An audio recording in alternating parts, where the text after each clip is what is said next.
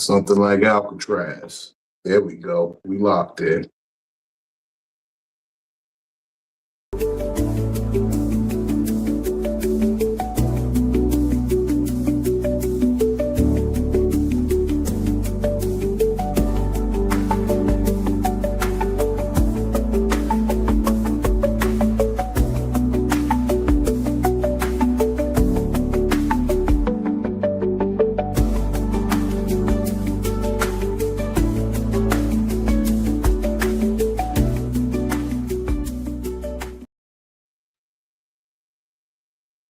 Blunts on blunts on blunts. Because niggas be high. Welcome. Greetings. Salutations. What up, though, for the folks who know? It's me, your favorite Batman, Big B.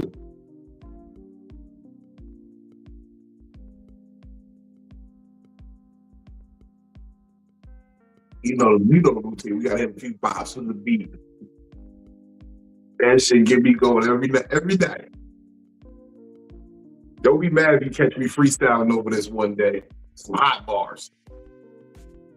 Oh man, it's another hot day out in the sunny state of Virginia.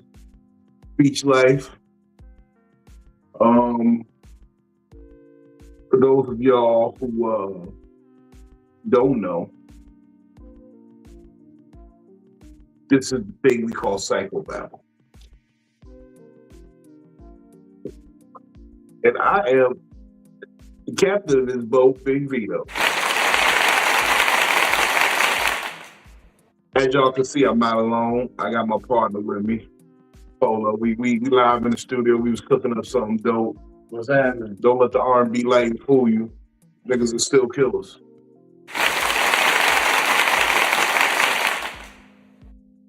Man, look. It's been a long day, Polo. Yes. I'm gonna let you know. I'm gonna let y'all know Polo wasn't wearing his bandana and glad. He only does this for the camera. He got right for y'all. He said, I gotta go into his voice just dropped all of a sudden out the blue when it was time to record. He's like, yeah, so he was like, I said, who the fuck am I talking to? Where did this nigga come from? Nah, I'm fucking with y'all. It's my dog. Shout out Polo 180. What up? What up, dog? Thank you for joining us. You guys can do this a little early because you're here right here with me. But you know I don't do this alone. I do it with my PIC. That means my partner in crime. She's a junior therapist associate, and she's almost completed her training. She's like half credit away.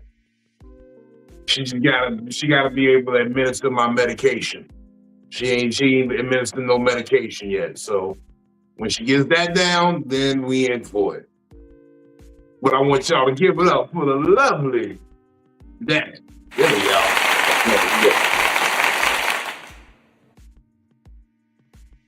When did therapists start administering the medication? They usually send a nurse in there to do that. Like, don't play. I ain't doing all of that. You ain't give a nigga no Thorazine? No. No Thorazine, huh? No. Okay. No. Okay. I see you know. When I was pregnant with Genesis, I had gestational diabetes and just having to prick my finger every couple of hours for that. No. I ain't doing it. It is. It's weird pricking your finger and giving yourself a needle every day. I feel like that's why it'd be easier to give it to somebody else. Nah. That's like. Now, I almost gave my mama a B12 shot before, but luckily somebody else, my stepdad ended up doing it for her. I ain't have to do it. The B12. Yeah, be needing some energy sometimes. But it's all good. I ain't have to do that either. But I was going to try. Shout out to everybody over in IG land tapping in. What up, though? If you come on over to YouTube, we can see all your comments. I can put them on the screen. You can be part of the show. We appreciate y'all very much, though. I meant to tell you, Philly, you gotta check your page. You gotta see if people shared your post. I told people I'd do a giveaway tonight. I was in a generous spirit. I'm gonna tell the folks like I told you last night. She got the news of it last night. So I officially got some money for doing YouTube. And let's clap that up. I got some papers for doing this YouTube thing. We've been podcasting now for over a year. Finally decided, I think just the sheer number of podcasts we do, and y'all be tapping in, they gave us a little bit of now, it wasn't no real money. It wasn't no life-changing money or nothing. But you know, Philly can get her toes there. You know, she get 3 of her toes there. Yeah, maybe not both. Not both. Not both. But she can get something done. She get a really nice pinky nail. Yeah. That's crazy. But look, it's something. Something beats a nothing. Amen. Shout out to the homegirl in the building. Military's finest. My airy sister, Miss Kales Morton. You know, she brings what it calls. Kales, what's the? Oh, well, you Millie rocking on that. Was real sturdy too. Oh, your sound's up. You're on mute. Strong Millie Rock. How y'all doing? Man, we out here chilling, just taking a day in. I'm on my nigga shit. You ever heard what they describe nigga as? What? Never ignorant, getting goals accomplished. I'm on my nigga shit. I've been on my nigga shit all day. I like that. I've been on my nigga shit all day. I've been getting goals accomplished. Everything that needs to be going with the project I've alerted you all to is in motion. I take delivery next week. Mm-hmm. And we are off and gone. Like the paperwork's in, dollars been slid, paperwork's been filed. I got a big announcement for y'all coming next week. Your boy is here. Big money. Money. What's up, Philly? Hold on. What's up? Nothing chilling. Taking it easy. Where's the gray locks? See, I be on strike when you don't have your gray locks. They ain't gray, they ain't red. I'm letting it rest until I'm ready to put it on my birthday here. So I don't want to put it in right before May, and then my birthday's in June. So we're gonna let the natural rock, just got a little ponytail back here, we're just letting it fluff up. So what did you decide to do with it, Philly, for the birthday? Yeah. I'm probably gonna put some gray locks in there, and I'm gonna do like a little peekaboo color. Ooh. Like I did with the red. What? So yeah, a little pick. So like you remember, I had my red locks, but then I had like a couple of strands of gray back there. Yeah, it's a peekaboo. Mm-hmm. It's a pickable. Okay. Yeah, like it's not just out there. Back during Jim Crow, that was eerily familiar. I was like, pickable. Yeah, peekaboo. No, not that. Peekaboo. Yeah, peekaboo. However everybody say it. Right. That's what I'm doing. Yeah. So we getting the red back or the gray back. No, I'm not going back red. Like I love the red, but yeah. And I feel like my personality changes with each color. Like I be more chill when I'm gray, and then when I'm red, I just be like kind of. But I be fiery. Like my attitude be a little.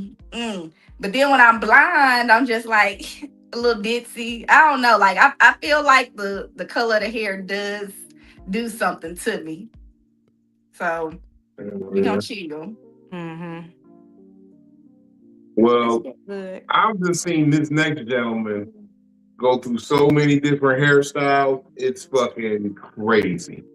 Benny. It's wild. I've seen this nigga rock every. He kind of like Malcolm Jamal Warner to me. You know how Malcolm Jamal Warner wore every hairstyle? He did. This nigga here has basically worn every hairstyle. I call him my spiritual consigliere, my brother. I couldn't love him anymore if he really was flesh of my flesh. Give it up a big block on Perry, y'all. Esquire. What up, what up, what up? Tidings of comfort and joy. Where's Brooklyn? Brooklyn? Right here chilling. Hi, Listen, Brooklyn. hey. What up, bro? Hey, Brooklyn. Sure. I think my saddest hairstyle was I had an uncle shave my head right after and that was a great time. So all the little scabs are still in the way. Story on the internet because he buffered the fuck out of you. Yeah. Oh. You said you my uncle, had an uncle decided to shave ball. your head after what? Chicken pox. What? Oh. No. Yeah, 4th grade, right after chicken pox, he shaved my shit. So all them little specks and blotches. So all them little specks and blotches was everywhere. And then my second saddest is when my mom signaled to the barber to cut my rat tail back in the day, my little rabbit tail. Yeah. What kind of signal did she do? She gave you Yeah. Hit him with the baseball signals. And my hot top fade, yeah, she used to be like,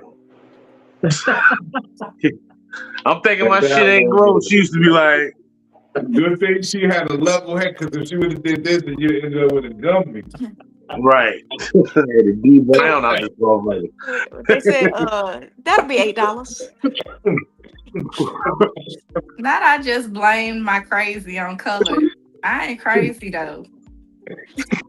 She ain't said crazy, she said personality. Yeah, it changes a little bit. Just That's what the hair do.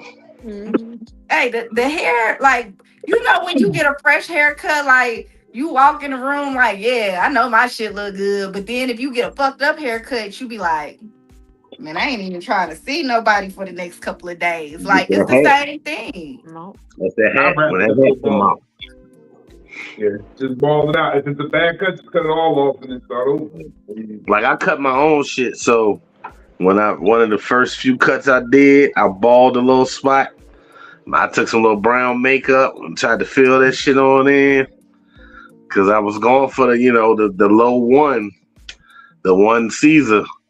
And I was like, cause I didn't know how to fade back then, to just fade it all and make it blend. So I motherfucking went and got the little, forgot to put the guard back on, and there it was. So y'all, Natural.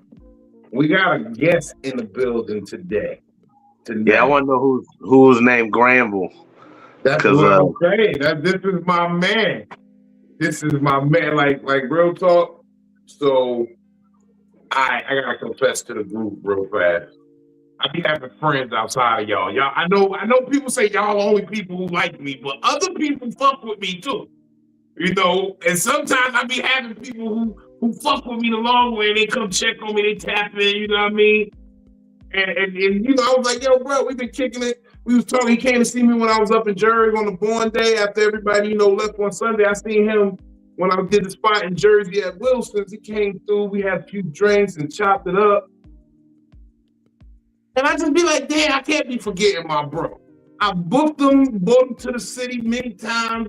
Motherfucking, like, one of the smartest comedians I know. Real talk. And just a stand-up nigga. Now, he's from Philadelphia, all right? So we're going to have to throw a few Jones in there just so that he can understand, we on our therapy Jones. Okay. But he's an educated brother. Jones and Bulls. Oh. I want y'all to put your hands together, man, for Granville Baseball, man. G, what up, bro? You got the whole background. You got a step and repeat, or is that a actual wall?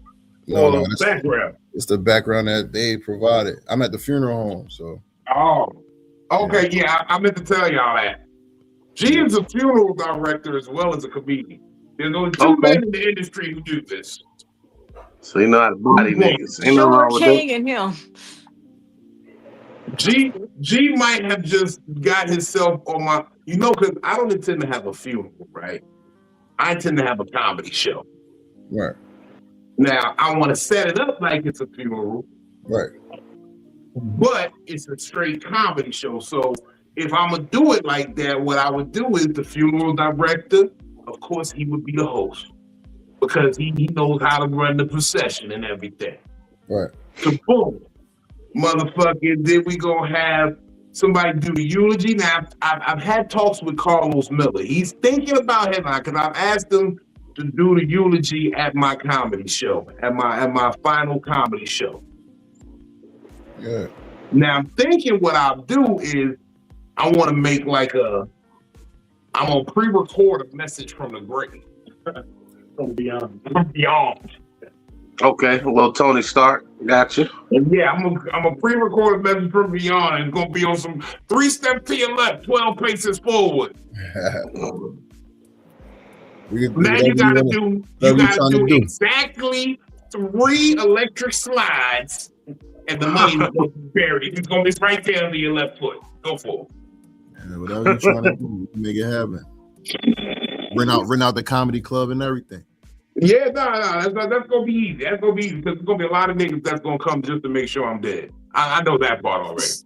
He was like, is this fat nigga really in the ground? Please let him be done. I can get back to my fuck shit if he's dead. Now I can really steal his jokes. Yeah. Oh shit, I wasn't even gonna go here. I feel like we gotta get more sound effects in this show. He's like, he really can't do nothing about it now? Oh, yeah. We're going to have remarks by the family. Philly, you're going to have to write a set. Benny, I already know you got a set. Kels, I know you got a set. We got remarks from the family. I ain't got to write a set. I freestyle this shit. You freestyle it? Oh, shit. Uh-oh, smoking a blunt, talking shit. Go ahead, Philly. That's what I had about. to. When he started talking about talking from the dead, I had to light it up. Okay, I'm sorry. I ain't drinking. I gotta do something. Shit. That's the best way to do it. With this shit.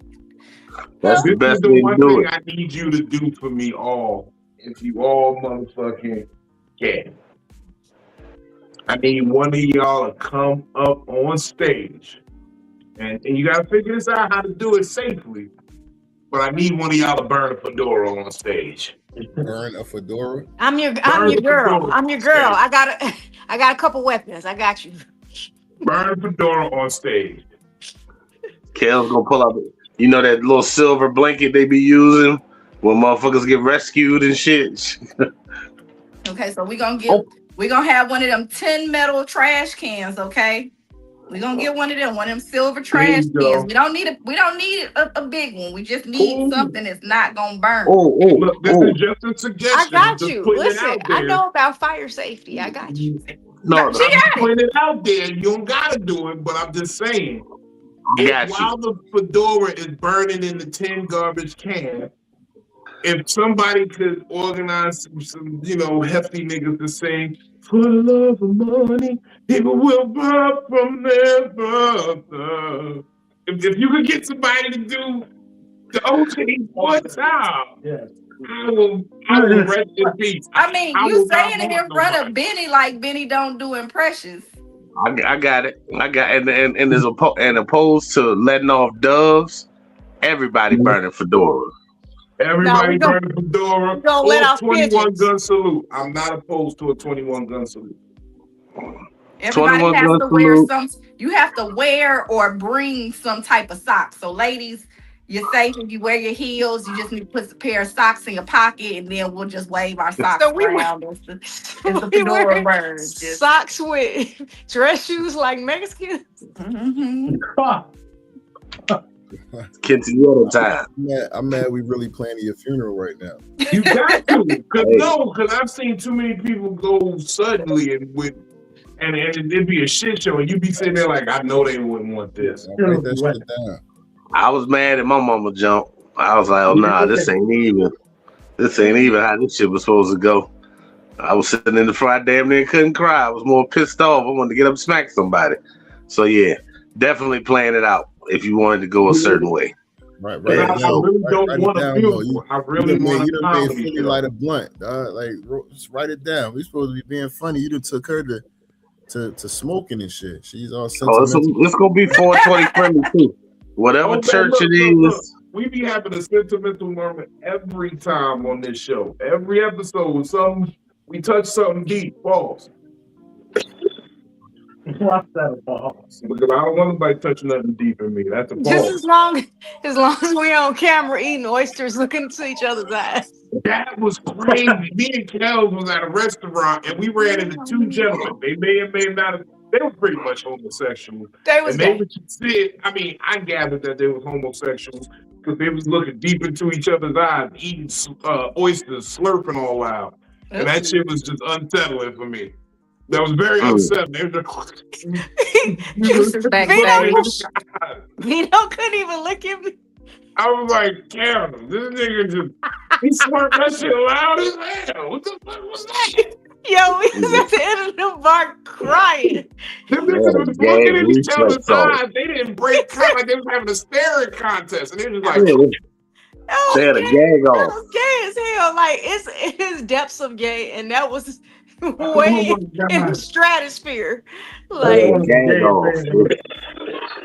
Testing that reflex. It was faster than the speed of light gay. Whoever choked first pays.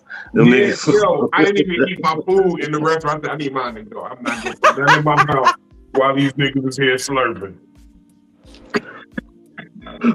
I'm kidding. I had a great time at the restaurant. But them niggas was slurping. That shit was funny as fuck. That shit was unsettling. Speaking of slurping, shout out to Miss Juicy in the building.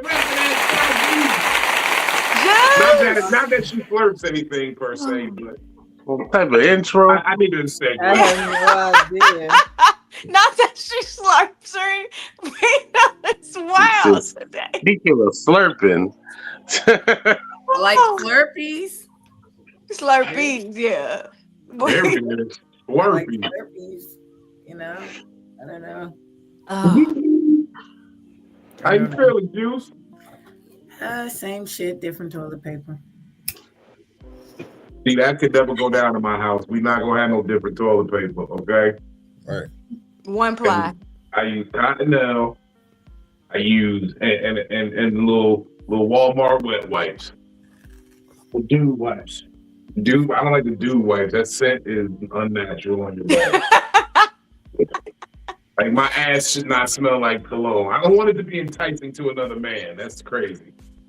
I just rather have a neutral scent and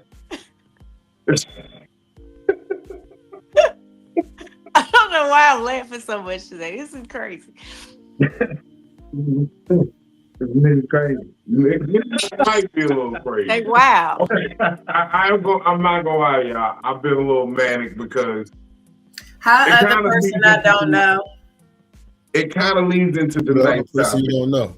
Oh, this is G. This is Granville Baseball. I call I him met her before. G. This is Juicy. I met Juicy Juicy gonna before. want to know everything. Hold your wallet close when you talk to Juicy, because for some reason, what happens is when Juicy wants something, it gets got somehow. But I met Juicy on live on IG before. She might not remember. I be high. I She see. do be high. I see. high. It's not I really be in being my high. own little world. I apologize if I met you before and I don't It's okay. remember you. It's okay. I ain't nobody important. Man, you are somebody. I was You're a about to child say of the that. Not in her life. Not for her to remember me. Why you Look. say it like that? Only reason I get remembered by Juicy is because I say jokes every day to her.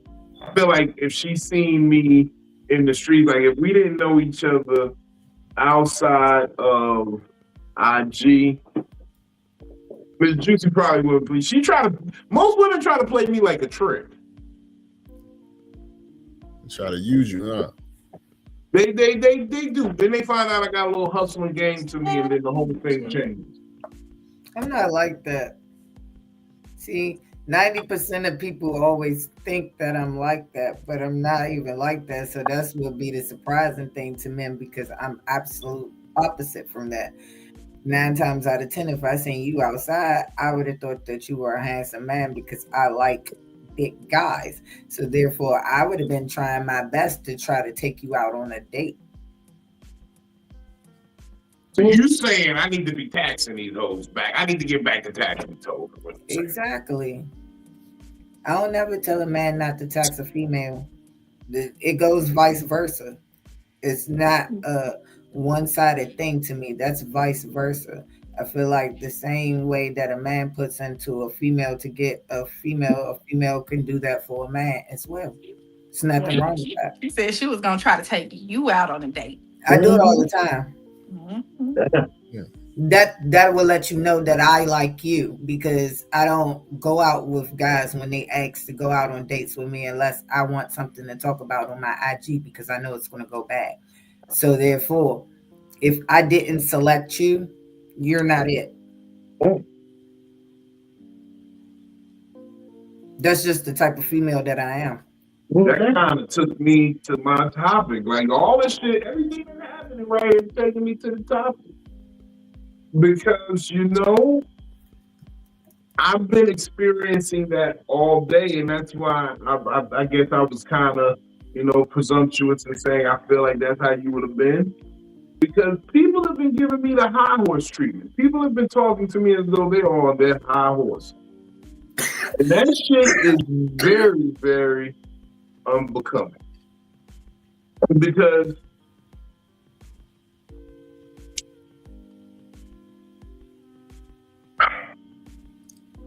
I thought I'm you going to say the best way to say this. I often talk about like how I'm a big nigga. If I wanted to do something, I could just do it. Who's gonna stop me, right? And that's the position of high horse though.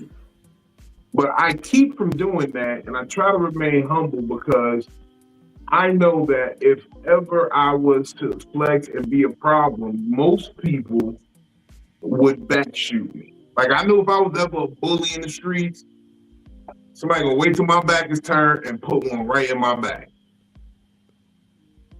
I don't like to work from the position of the high ground. I think that's why I'm mostly petty. Because I don't work from the high ground. I get low with you. Like you want to get dirty, I'm gonna get geological, bitch. You feel what I'm saying?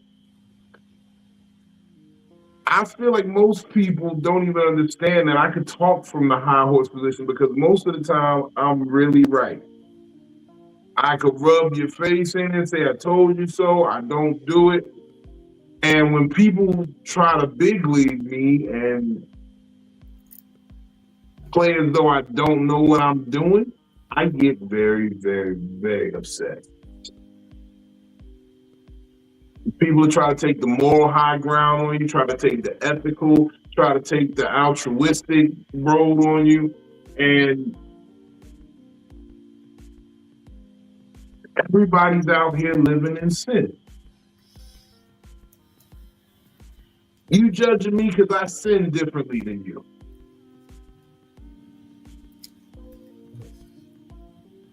That's why you can't worry about nobody else.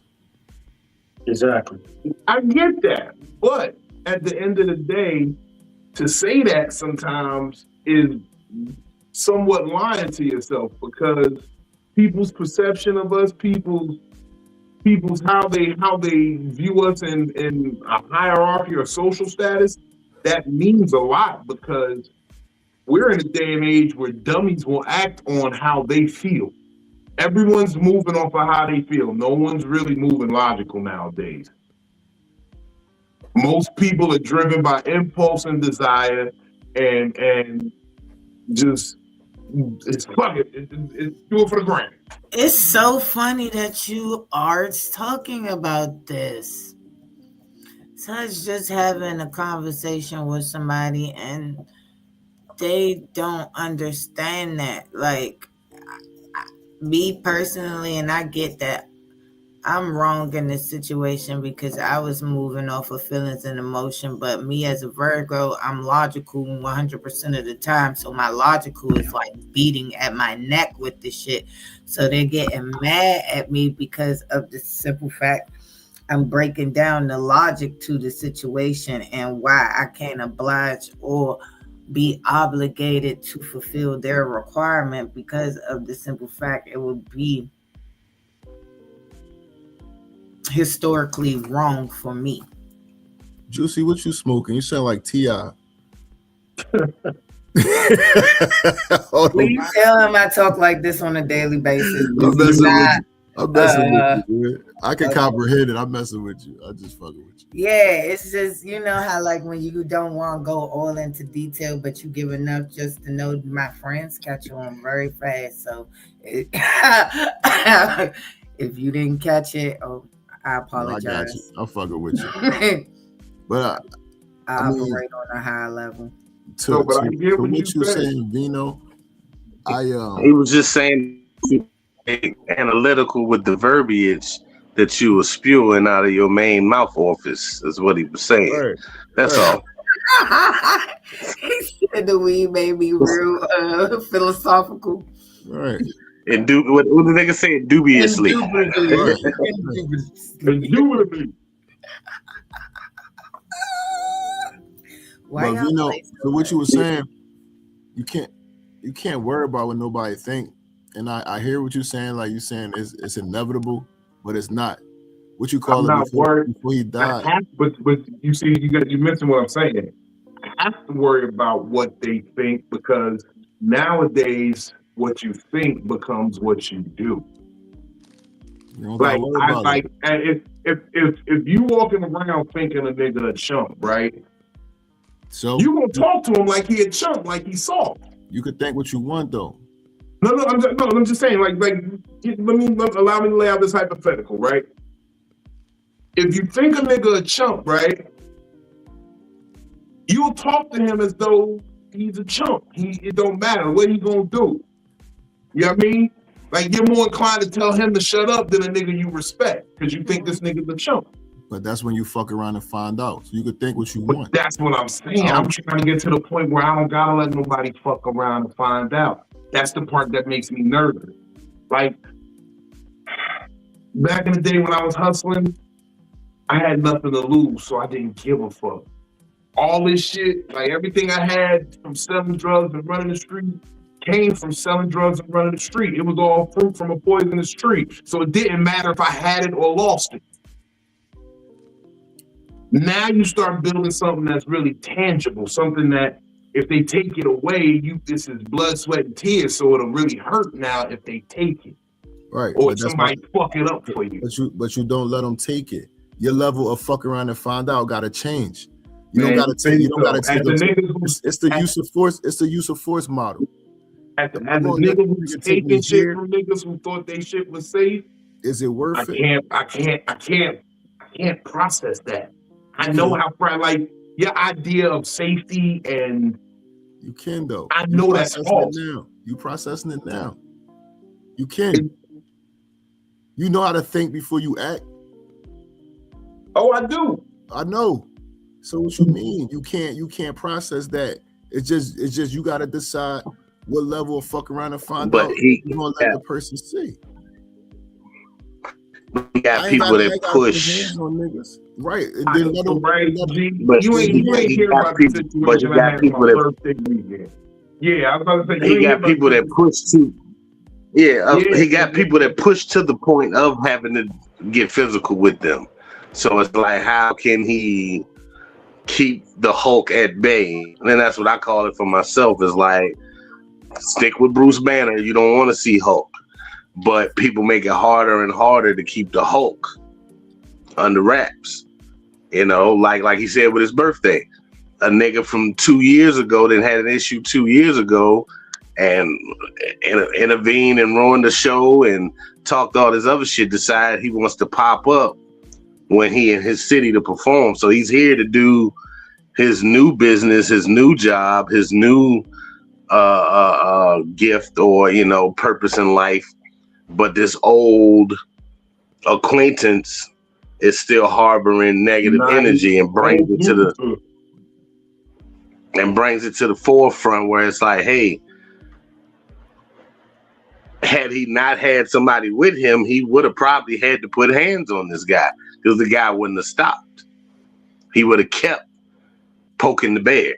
So it's like, what bear eventually don't go ahead and stand up on them two legs and let it be what it is? Yeah, no matter how. And I'm pretty sure y'all seen when Mike Tyson was talking about it, where he's like, yo, he was like, I was a beast, I was an animal, I studied Sun Tzu and I studied the art of war, and I demolished niggas in the ring. And he was like, I'm not that person no more, and it made me feel like a bitch. It makes me feel like, you know, what am I to do now when I was these things for all these years, and now I can't do any of that anymore. How do I continue on? Yeah, and this is Mike Tyson saying that. Mike Tyson still got people pushing him when he's like, you know, this man is trying to reform his life, and he is like the fight he had a couple years ago on the airplane. You know this is Mike Tyson, but you got people that be like, yo, that's Mike Tyson. I'm gonna go make this nigga fuck me up. Yeah. I'm gonna go push until he put hands on me. How do you abate that? How do you, you know? It's the same with domestic violence. Like they say, walk away, but walking away ain't always an option. And that's why it'd be hard for me to get on that high horse sometimes, because I'm stupid. I'm gonna just say it. I've been saying it many times. Like, I'm smart, but I'm stupid. I don't know why, but I die about this. I don't even know what this is, but I die about it. Respect, pride, integrity. I'm stupid. My mother said it all the time. She said, boy, you stupid. You gonna let your little ego get you fucking killed one day. And I said, then I had to die. Yeah, because our greats have done it. In jail was like, yo, you banging home with us. And I was like, nah, I'm good. He's like, well, you going to fight every day. Well, I'm gonna die fighting every day. Yeah. All leaders, they killed with that same mentality, and it's like, hey, am I going to just not be Martin Luther King? Knowing that I think about if Malcolm and Martin and all of them had just stopped when they first got the first breath of, yo, these niggas want to kill you, man. Oh, word, for real, let me stop. Let me leave this alone. Let me go and cower away with my family and live on this plot of land and farm and just be to myself. But who said what would that have done for the civil rights movement? What would that have done for America if they just decided, I'm not gonna fight the fight? But who said cower away? Nobody said cower away. I'm saying handle it a certain way, because Martin Luther King, he chose to try to be nonviolent. It was so he it was stood death up or stop. But he didn't stop. He died, but he didn't stop. But he handled it a certain way. So it's just all about which way do you want to handle it. Why would you do something to where, like you just said, you built all this and you're gonna put yourself in jail because somebody said something or somebody supposedly pushed your button? You working too hard. No, and that's why niggas gonna push your button till you. Niggas gonna push your button till you in that grave, and you gonna allow them to get the best of you. I'm diligent about not getting tricked off the board, but the danger is inherently in how these niggas perceive themselves and perceive you. Because they embolden themselves to... Say that again? I can curse on here? Yeah. Nobody give a fuck about what they perceive. But that's what I'm saying. I don't give a fuck, but I have to give a fuck because if they act on it, like, all right. They not going to act on it, though. You give no, but I'm saying, the nigga did act on it. He showed up. He walked up on me at a show and said what? If not for my, he said, "What up, hoe ass nigga? What's good?" No. I kept it G because I already had the heads up that the bullshit was in play. And then what? And then I said, "Hey, bruh, if this nigga say another word to me, take his head off." Now this is from a street nigga to a former street nigga. If you really was going to do something, who's going to introduce themselves, bro? Who's going to say, "What's up, hoe?" I would have just hit you or swung on you or stabbed you or whatever I'm going to do. Why would I? But in that moment, if I wasn't cool enough and composed enough, like, old me, if we exchange words and I see you in the spot, it was a time it could have been gunplay immediately. But now, as this nigga, I have those PTSD moments when somebody does something like that and then they show up in a place and my adrenaline begins to rush. But you should have laughed at him, V, because think about it. That's not gangster. What real nigga that put in work gonna come up to you and say hello? This is what I'm saying though. In those moments, when I'm understanding now that it is PTSD. I'm in those moments where it's like, yo, I might have to kill this man. I might have to take this man up out of here. If it's who I think we talk about. Yeah, no. But niggas a clown. You don't play with scary niggas, G. You know how these scary niggas do it. That's why Nino Brown laughed at that old man who we saw at the Carter. He laughed at the old nigga. He ain't see that nigga was gonna put one in his chest in the courtroom. Listen, man. Carlito laughed at Benny Blanco. Yeah, you gotta be careful. These niggas, like, I don't underestimate a scary nigga. I ain't say underestimate. All I said was choose your actions wisely. Oh, that's what I said. I got my action of speaking to you was to get you to act out of character so you could swing first or react first. Now you the bad guy. What's up, you hoe ass nigga? You call me a hoe ass nigga is not going to trigger me to swing on you, nigga. What's good? But it goes back. It goes back to the beginning of time. What Jay-Z say? See Jesus, see Judas, see Caesar, see Brutus. See life is like a suicide. Suicide is a suicide. Even if you see the threat and you ignore it, that don't make it go away. And then if you address the threat, it makes you the bad guy. The bad guy in the situation. Yeah. Just pay attention to how this nigga moving. Fuck him. I ain't gotta give you what you looking for right away. I'ma watch you though. What's good? If you really wanted to do something, you would have did it besides speaking to me. So you obviously ain't on that type time. But I'm gonna watch you for the rest of the night though. I got you, but I'm not gonna act what happens like you get banned from the club. What happens is the dwelling part. Is the dwelling part of it. So over his birthday, dude got checked. Dude got sunned. So now, between then and the next time they happen to be in the same place, what is he doing? He brewing about it. Man, this nigga brother made me a bitch. This nigga brother clowned me out. If his brother wasn't there, I'd have did this. So he's gonna stew on that and brew on it because he's a dum-dum. And if they happen to cross paths again, he's more likely to do something because of how much time he's had to stew on it. Because righteous minds didn't prevail. One mind is being righteous and prevailing. What he did right now was bold. What he did was absolutely bold for him. I was shocked they got that crazy. I said, that nigga ain't showing up. He's selling wolf tickets. And not only did he show up, he walked up to me and said some dumb shit. Now, granted, I'm better. Like this therapy shit is really working for me. That's why I'm able to verbalize these thoughts and say it out loud, so it's not just in my head bouncing around and I feel crazy like the world don't understand me and I never said what was wrong. But that's why I say you gotta, like, in my mindset, you have to think about, like, I really have seen a lot of dumb people do dumb shit. I know that, like, everybody think there's an illusion of safety. Like I tell everybody this, and it's a cold analogy, but it's the God honest truth. If you were alive back then, 9/11 should taught you that nothing is real. Like all this shit could be taken up from under a nigga in a hot second. There are big metal things flying above our heads that can come down at any moment. Right. You know what I'm saying? I'm not saying Like the idea of safety is a whole illusion. Every day we get into a metal coffin and ride around at maximum speeds. Bro, I don't think I'm safe ever.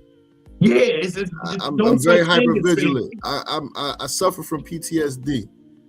I'm always aware. Right. You know, you right. Military. Tells you military. But all I'm saying is, like you just said, you working on building shit, and you are building shit.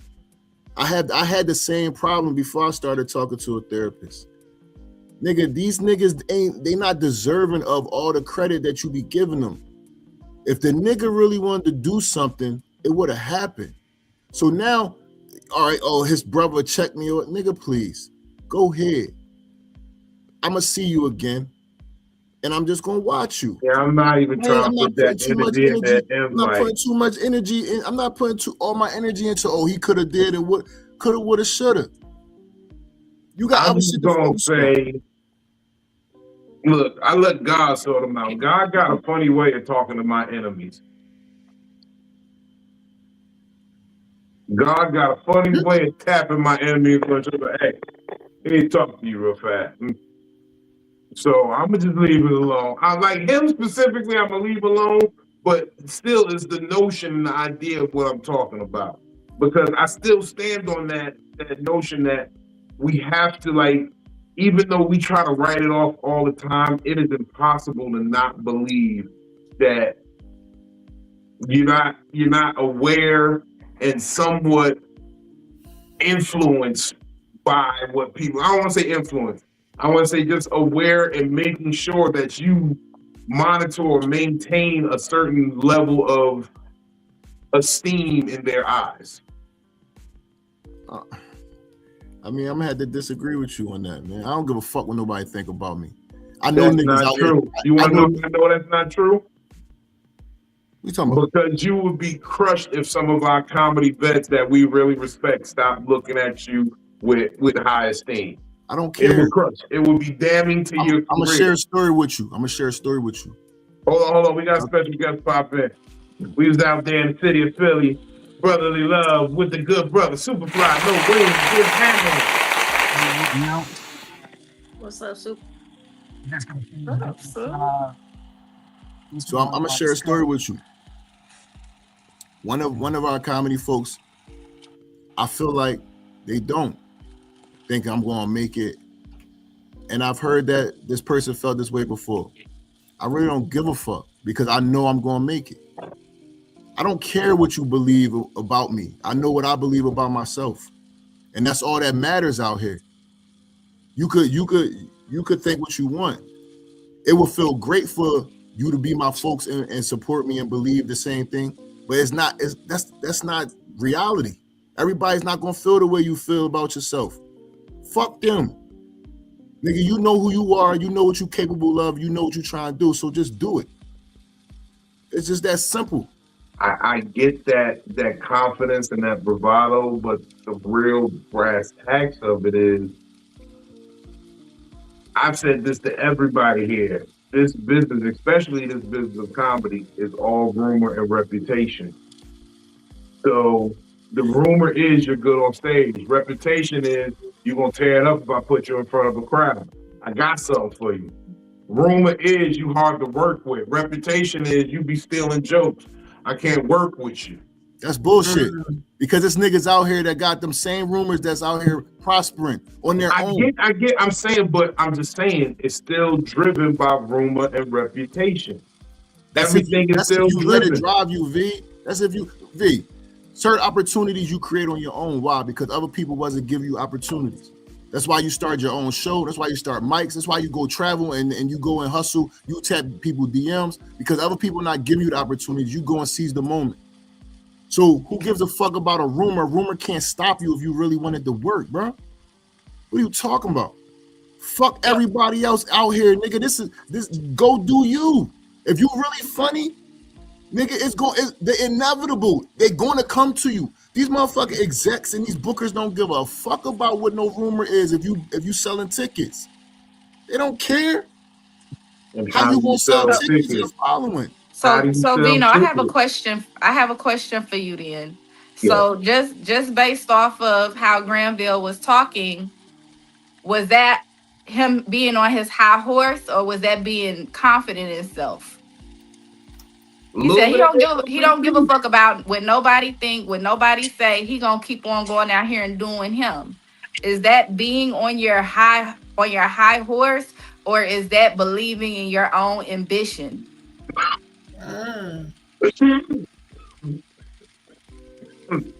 Because they tend to look alike. Very much do. And that's why I said it's a little bit of A, a little bit of B, because I understand where the confidence of it has to be, but there still has to be a level of reality to it, a level of like, okay, we gotta, this is really the truth. Like, even if like in the scenario that G is painting, okay, ticket sales. Your ticket sales are gonna be based on rumor and reputation. The fans need to know the rumor is you funny as hell, I should get a ticket. Your reputation is you put on a great show, so I'm coming to get a ticket. It's all like what that's people not think. what you This said. we're on stage. If said. somebody don't think we funny, but we're that's not getting on. It's about what people think about us. But that's not what you said. You said in the industry. In the industry, all this is part of the industry. The industry ain't just one lane. The industry is all of it. Because at the end of the day, all the people can love you, but the execs is like, he wasn't down with the agenda. Let's not do it. And then turn around, the industry could be the execs could be with you, and the people just like this nigga's So I'm gonna use a prime example. The execs and shit was not with Ali at all. Why? Because he wasn't with the agenda. You talking about two totally different aspects of the industry. We was originally talking about people stopping us from opportunities because of rumors and reputation and how we act. I'm talking about all of it. All right. So look at Ali though. That nigga defied the odds because he believed in himself. Because the industry. People perceived him to be what he was, a real nigga who understood the mistakes he made, came back, reformed, and put the good work in to show that he is actually repenting on what he did. But that's not all the way true. He was hard to work with. The perception was he was hard to work with. He was very confrontational. That was the perception. Fuck all that. He still went out here and did what he had to do. And look at him now. Because the perception for the people was we love him. Because he didn't give a fuck what nobody else said in the industry. V is what I'm saying. But that's part of the industry. They tried to stop him. They tried to blackball him. He still went out here and built what he had to build. That's basically the same. You just proved my point. But this is what I'm saying. You're still basing it off of what people thought about him. The audience is part of the industry as well. All of it is the industry. The executive, the audience, the competitors, other comedians. I call them contemporaries. Motherfucking all that is part of the industry. Every single aspect of it. And part of that perception of the audience was we love this nigga. And it's always going to boil down to what people think of you in your life. It's going to make it like a fact I like to tell people when they be like, I don't like nobody helping me. Everybody gets help. Nobody does a motherfucking thing in this world without some help. I agree with that. So everybody's worried about what someone thinks of them. It would drive you down a hole if your child ever said they don't respect you, they don't love you anymore. That would fucking eat at a person's soul. We two different people, V. That's all I'm gonna say. I'm so serious. I'm going through a situation right now with my 20-year-old. My only child. Because dad wasn't around. All dad did was work. Dad wasn't at certain games. Because Dad had to work. Dad took care of everything. Damn, I just wish you would have been there for me. I needed you there more than being at work. But you wouldn't have been able to participate if Dad didn't pay that tuition or Dad didn't pay for whatever. So Dad had to go to work. But she don't understand that. And that's okay. It took me a minute to get over it. But I said, fuck it, because I can't make you understand. I knew what I was doing. I know why you was able to do what you can do. I know why you had a roof over your head and clothes on your back. I know I wasn't out here bullshitting. I provided for you. The reason why you in college right now, who the fuck is helping you pay this tuition? Me. So I can't give a fuck about how you feel. You can go try to paint the picture like I'm a bad dad, but when you sit back and you think about it, the reality is going to hit you hard. So I can't care what people say in this industry about me, V. I'm me. You compartmentalize well, brother. I feel like you was an assassin in the military. No, because you tried to compare it to something that you haven't been through though. Like as a mother, my son has told me that he didn't want to talk to me. You remember? And it hurt my feelings. It hurt my feelings, but at the end of the day, I didn't care. You know why? Because he got to talk to me. Even if he don't want to talk to me living under my house, he got to talk to me. So I don't give a fuck about none of that. Right. When your child said, I don't like you because you didn't give me this, I don't give a fuck. Don't like me then. Because I know what all I do. Right. So that's just kind of part of being a parent though. So no, for real. And I don't like you either, nigga. Because what people don't fail to realize, when you become a parent, it's never a balance. Either you gonna miss out on the little stuff because you at work, or you not gonna have the money or the adequate things that you need for your kid for not being at work to spend all the time with your kids. So it's a lose-lose situation no matter what. Even when you're a millionaire, it doesn't even matter. Yeah, you're a millionaire, but what? Millionaires got to keep their money up. So they're always gone, right? To make sure that the millions stay there. What do they have? They have au pairs raising their kids and stuff. So therefore, they don't even know their kids at all. They just know the names that they gave them, but know absolutely nothing about them. Like the worst life ever. Or they're the parent that buys them stuff and still don't talk to the kid, which is the worst life ever, because those kids turn to drugs or whoever showed them the most attention first. And hopefully it's a figure, but 90% of the time it's not. So stop giving these niggas all that power, Z. You, man. I ain't saying sleep on nobody, because I don't sleep on nobody. But I don't give these niggas the power. If you're going to do something, you're going to do it. If it's meant to happen, it's going to happen regardless. But all that walking up, speaking to me bullshit, I'm not trying to hear that shit, dog. Go the fuck on. I'm just happy that I'm surrounded by such confident people where they don't at all consider what people thinking about them.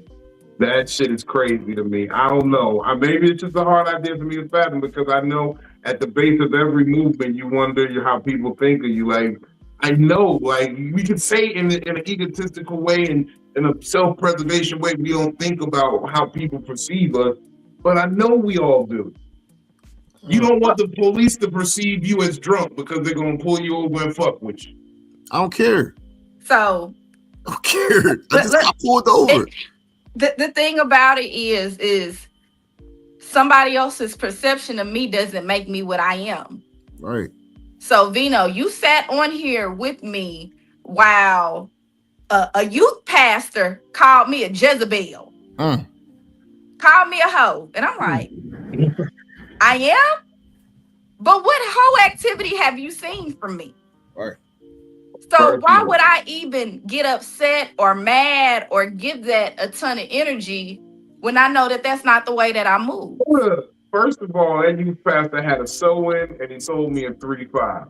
I didn't take nothing he said serious. But okay. He had to sew in the R. Kelly. You know how R. Kelly used to sew in his braids and locks and shit? Won't you braid my Them ain't his locks. Don't tell me them ain't his locks. That boy is crazy. A certified esthetician. He could do anything. That knew you was gonna is say it that like was that. that was a stitch work right there. Come on, now. That's a good ass sew in. I need to call his people then, cause shit, Come on. That's right. I want to know who he talking to. Shit, got everything had everything laid, but that Come on. suit. That nigga look like one of the little rascals in that suit. But no, like I don't. What people think about me doesn't affect me. Only Now, if like you're I said, allowed to. my kids can hurt my feelings. There's certain people, like if my mom was to think a certain way about me, that would hurt my feelings. But I would really have to sit and think on it and be like, well, why does she feel like that about me? But I'm not gonna give it too much energy. Right. I don't give a fuck. I You don't keep give a moving. fuck. Like anybody else, I don't give a fuck. Keep it moving. Because I'm already showing you who I am. So whatever your perception of me doesn't matter. I V, know how I move. you know how many people call me stupid? Oh man, you left one of the most prestigious transportation companies to go chase a dream to open a funeral home. Now you making money with a funeral home, you own a funeral home. Now you doing entertainment. That's stupid. I don't give a fuck. Nigga, it's what I want to do. And I'm pretty good at it. Who gives a fuck? Because you know what's gonna happen? When you start being successful, they're gonna be on your dick. Oh, I knew you could do it. I don't give a fuck about that either, because it's not real. And then I might be even more mad because I'm gonna be like, you think I'm stupid. So how are you on your high horse if you feel like you care about what so many people I'm not think saying about I'm on my high horse. Okay, so I'm saying I who's on? hate when people try to hit me with the high horse, like they think they better than me or they think they got me. They think I'm gonna let people know forever. You're not gonna figure me out because I ain't even figured me all the way out yet. I still do stupid shit. I don't know why. I'm still trying to figure it out. So you'll never figure me out. You can only hope that we at a place where we cool enough that I never do it to you. Something that David Arnold told me before he died. You reach your greatest when you stop giving a fuck. That's what he told me in DC before he died. You're gonna reach your greatest level of success in everything when you stop giving a fuck. You can't worry about all that shit. And that sticks with me to this day, bro. We know what we want, and we want it to be a perfect world and all that, but you can't give a fuck about certain shit. All you can give a fuck is about what your agenda is, what your goal is, and putting work in. That's it. Nah, I feel that. Because sometimes I don't think that it's being on a high horse. I think that when somebody else looks at somebody and be like, oh, you on your high horse, you know, with me. I think it's because you feel like you're in the same lane as that person instead of going ahead and creating your own lane. Nobody can be on their high horse with you if you already have that confidence in self. Nobody can come to me and be like, they're better than me or they feel some type of way about me because I don't feel like we on the same level anyway. We ain't the same people. You don't possess some of my talents. You don't possess none of my personality. You don't possess none of my skill. So how you gonna be on a high horse with me when we don't even acquire the same things? And even if you think you better than me, that's good for you. You supposed to. What nigga gonna say, oh man, I'm good, but this nigga better? No, fuck that. Man, that nigga not better than me. I could do that too. That's all about self-confidence.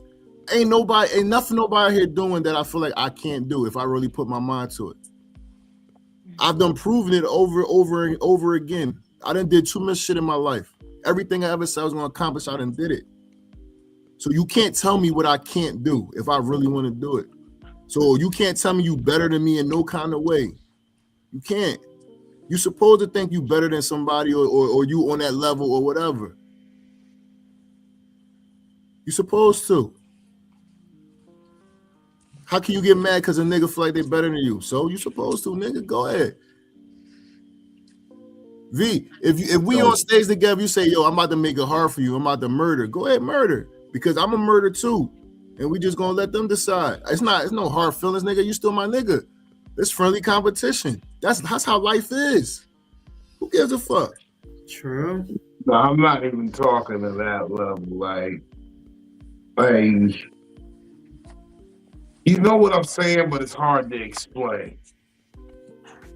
And that's why I said it's always I can't go by saying I don't believe in what people say. I have to understand that if people think this is funny, this is the joke that I'm gonna tell. Like we're in the position we are because people think we're funny. It pushed us into saying, yeah, I'm gonna go for this. You ain't just wake up one day and just tell yourself you was funny. Somebody told you was funny. Somebody laughed at your shit. Somebody thought you was funny.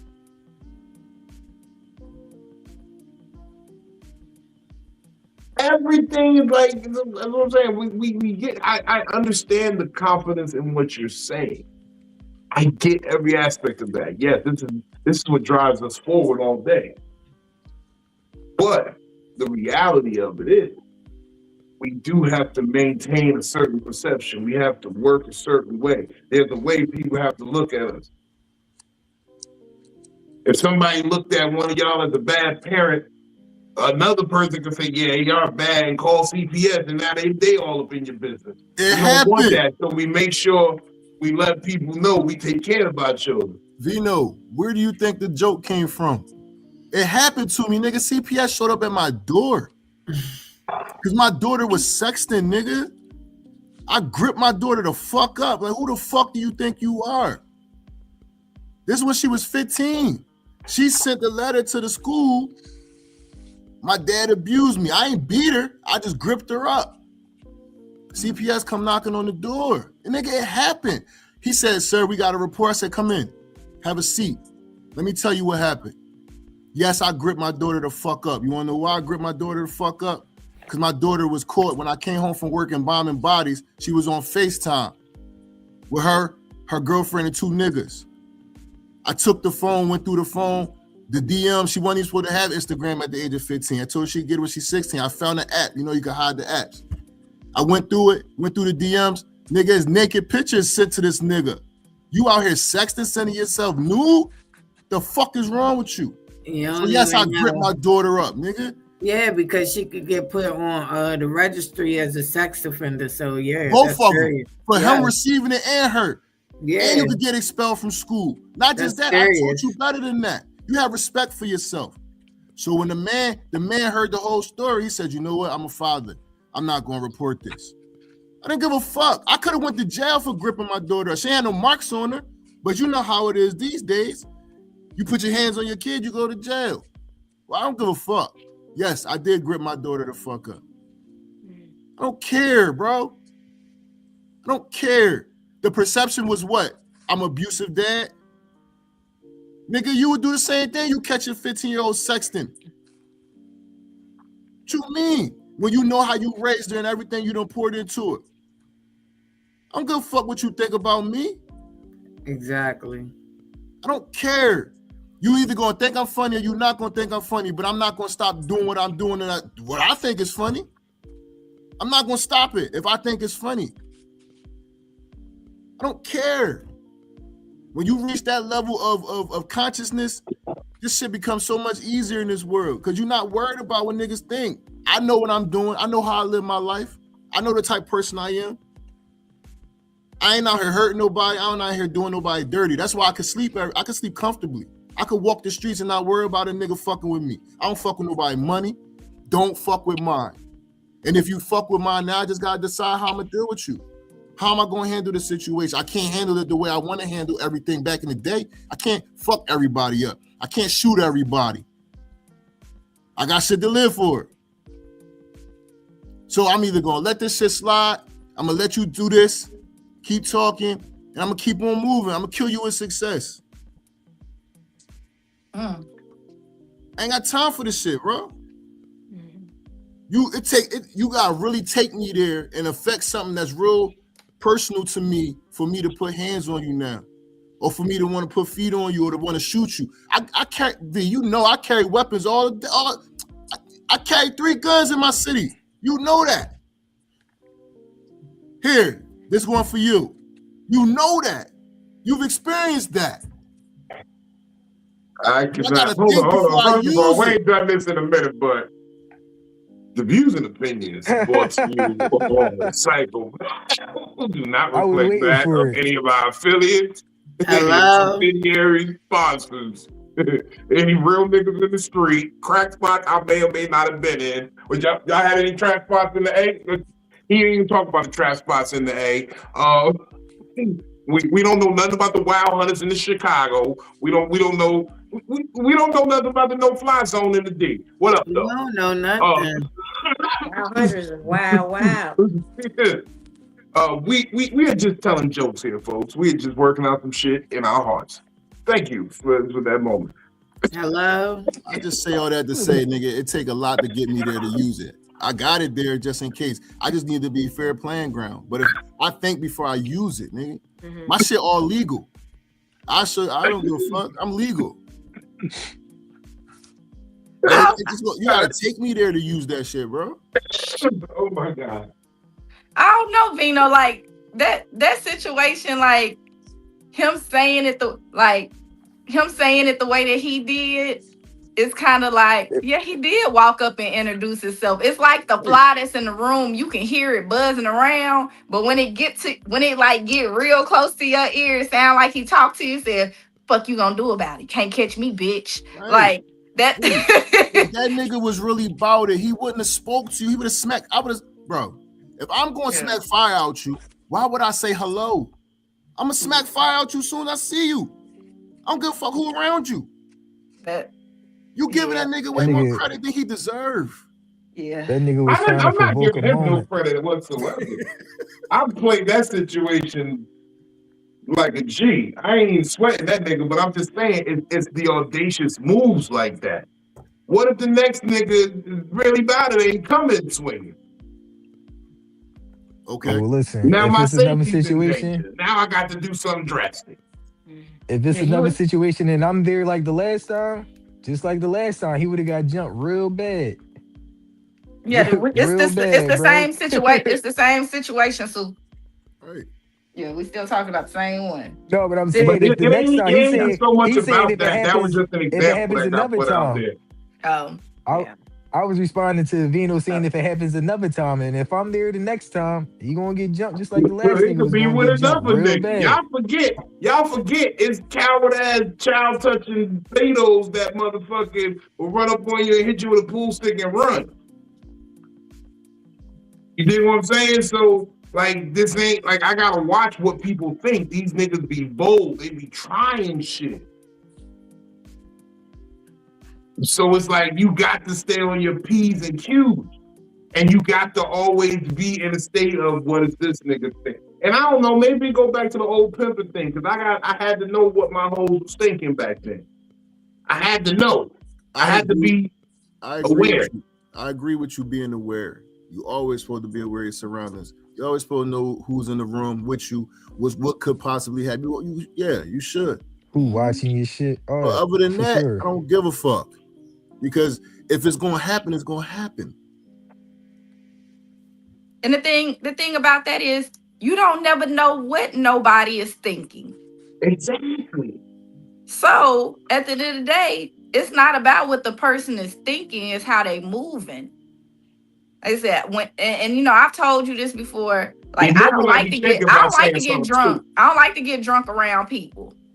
Because I like to be aware of what's going on around me. I need to be able to look around and find out what's going on. I'm not ever going to be out and just drunk to the point where I can't pay attention and be on my P's and Q's and see what's going on. But you don't know what's wrong with these people. You don't. But that's why you shouldn't care either. I don't give a fuck what's wrong with you. Nigga, if you're going to do something to me, I can't stop it. It's just how I'm going to react to it. I don't give a fuck what you thinking. But some of the way that people be carrying on nowadays, I'm not gonna say everybody's a bitch, but a majority's a bitch. So if they gonna do you something, they gonna do something with a weapon.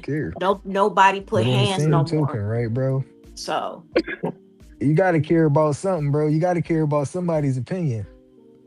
I don't care about you. There's somebody in your life whose opinion you care about, bro. It's a human thing. It's don't. somebody when you do shit, you're thinking like, yo, I can't let them. Like for me, like for sure is Mom Dukes first. You feel me? And Pop secondly. Like my Pop can't. I don't want to do something. And I'm thinking like, yeah, my Pop knew I did this. He'd call me a nut ass nigga. He'd call me a clown or some shit. He'd grind me up. Like, but that's your choice to let that affect you. I don't care because I'm not doing nothing crazy. So if I made a decision to do something, it's for a reason. It's all about how I live. I'm not out here doing nothing crazy. I'm not out here doing nothing wild. I'm making certain, like I just told V, niggas didn't, my dad didn't agree with me doing this entertainment shit. They didn't even think I was gonna stick with this shit from 2018 till now. They just thought it was some shit just get off a bucket list. No, I really like this. I love this shit. What city you from, bro? I'm from Philly. Yeah, I'm there with you. All right, true that. All right, I don't give a fuck. I don't care what nobody say. I don't care. My mom, I'll hear you out and I'll respect your opinion, but I don't mean I'm going to let it affect me. I don't care enough about it. I don't. It's not going to stop what I want to do.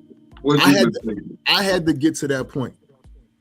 Hold on, I want to hear what Polo been thinking because he been here real stoic, and I'm seeing the lines in his head.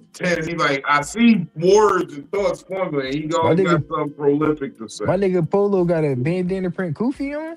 This nigga changed. He turned in the case right before. As soon as these lights went on, these little blue and red lights, this nigga turned into faded pictures in a broken glass. I mean, y'all just need one more person there. Y'all'll be LSG. You got the big nigga, you got the suave nigga. You just need somebody that's real smooth with it. Have whole LSG. Yo. Okay. Yo. You're a clown. You're a clown, yo. So what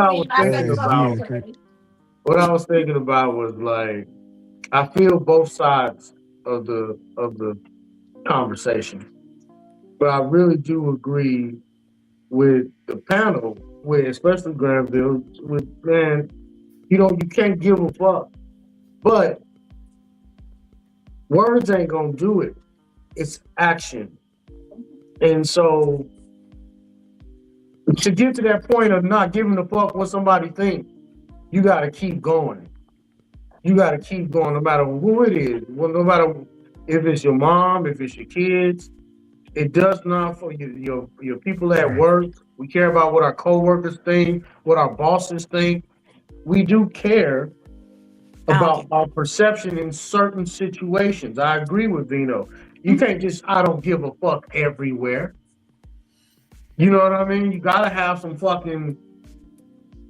decorum and if that's the right word, you know what I mean? You gotta have some fucking shit because you are concerned about how you are being perceived because you want to handle business. You do want positive opinions, especially when it comes to business. And so he's saying saying from what I'm understanding in the business of comedy, it is that they gotta fuck with you kind of business, or they're not gonna book you. They do it's care. Always. But I understand the people. If you funny, like Granville said, if you funny, the people will come. They'll demand you. The clubs will have to, right? And if that's taking the hard way or the road less traveled or whatever, then like Granville said, do like Ali did. Fuck the majors. I'm gonna get my bread off YouTube. He created his own lane. Now he got a really strong YouTube channel that he put his own specials out. He ain't asking Netflix for shit. And even if he is, he still has his own entity. He still has his own thing. Fuck him.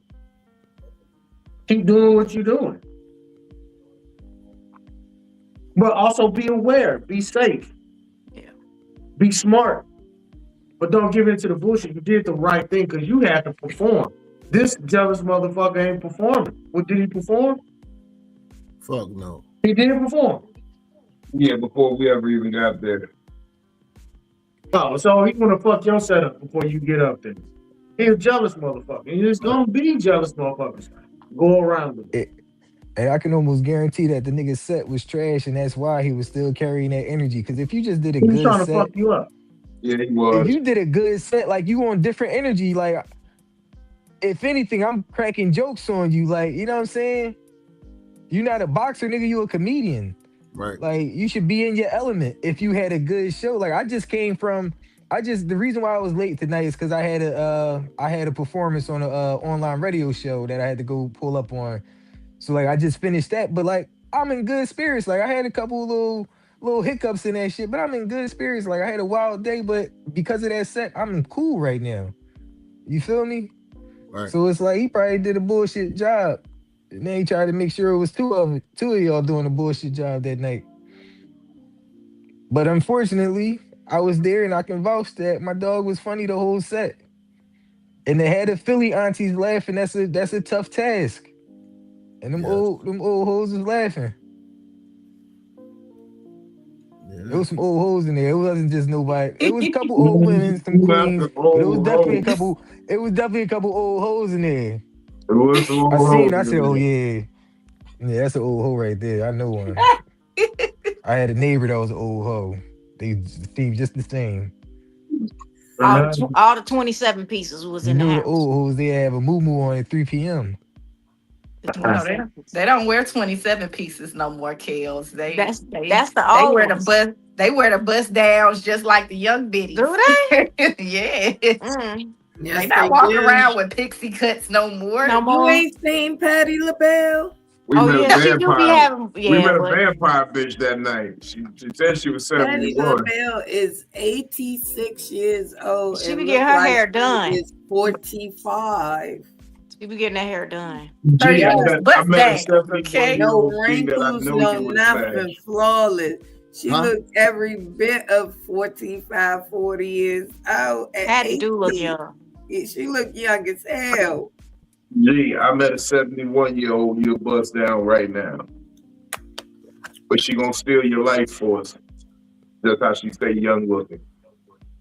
I'm good. She looked good. She did. She looked good. But we're not gonna talk about her again. But she did. She looked good. What the said Jim Crow? Yeah, the 71-year-old lady. She's a beauty queen. Shout out senior Black America Mrs. One of those shit. I don't know. She's a beauty queen. Look like she could have been kin to Robin Givens in them.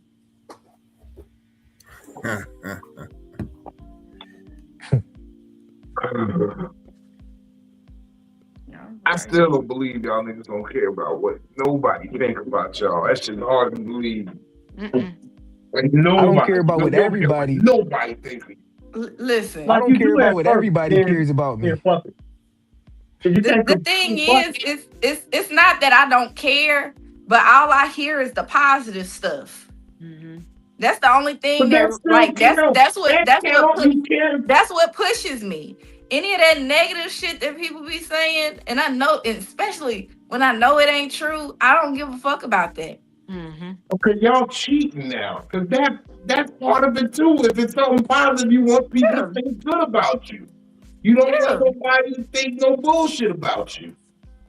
No, I know that people think bullshit about me. I just don't give a fuck. But you do. But like all of the love. You should have selective. So Vino, you playing word games? No, I'm asking. Hold on. Y'all don't care what nobody think about y'all. When the conversation first started, we was talking about the high horse. Yeah. We was talking about that and the situation that transpired, and people place themselves in.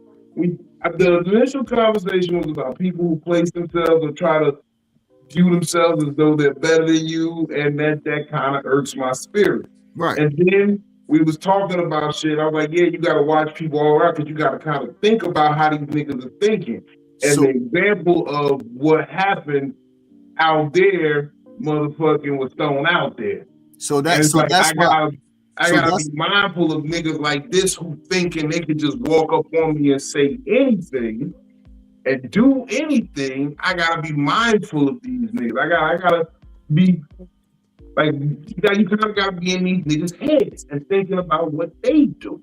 But that's why the conversation came up the way it did, because of what you said. You said people that on their high horse that try to belittle other people or think they better than other people. And then that's when it was like, you can't worry about what the fuck they say or what they feel. You just got to do you. Then you took the conversation and twisted it. It was like, oh, you don't care what nobody think about you at all. That's not what we're saying. We were talking about in the aspect of how it was presented. You can't worry about what other people doing. You just gotta do you. That's how the conversation started. No, hold on, real quick. I really do. I feel like in a lot of this tonight, Granville has kind of got you, and so then you start adding a twist and a turn. Like it's like one of them loopy slides. It's like shoes and ladders. Like right now we climbing together. We climbing together, and then he say something, and you're like, "No," but it's and now we got a loopy loop. But we're in the space of where this is the way my brain dissects the shit. So I'm just asking questions and how I progress through my natural thought process. I think you gotta protect yourself at all times. Always. Yes. Vino's definitely protecting himself in this conversation right now. Because I mean, it feels like you running from what he's saying to you, though, Vino. I'm standing on my position like nobody. You can't tell me you don't care what people think about you. Okay, now we're saying yes, this person, you care that people think good things about you, right? Right? No, let me just finish this. This is yes, you care what good things people think about you, right? Now, what if those same people automatically started thinking bad things about you?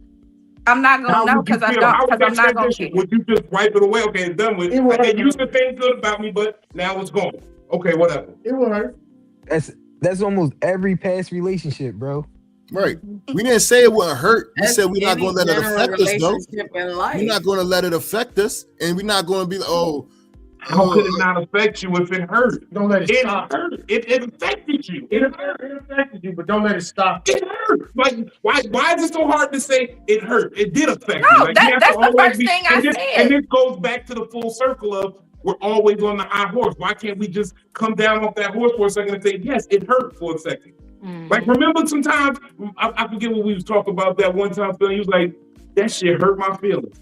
And I always say, anger is not really the emotion. It's something else. I was embarrassed, so I lashed out. I got angry.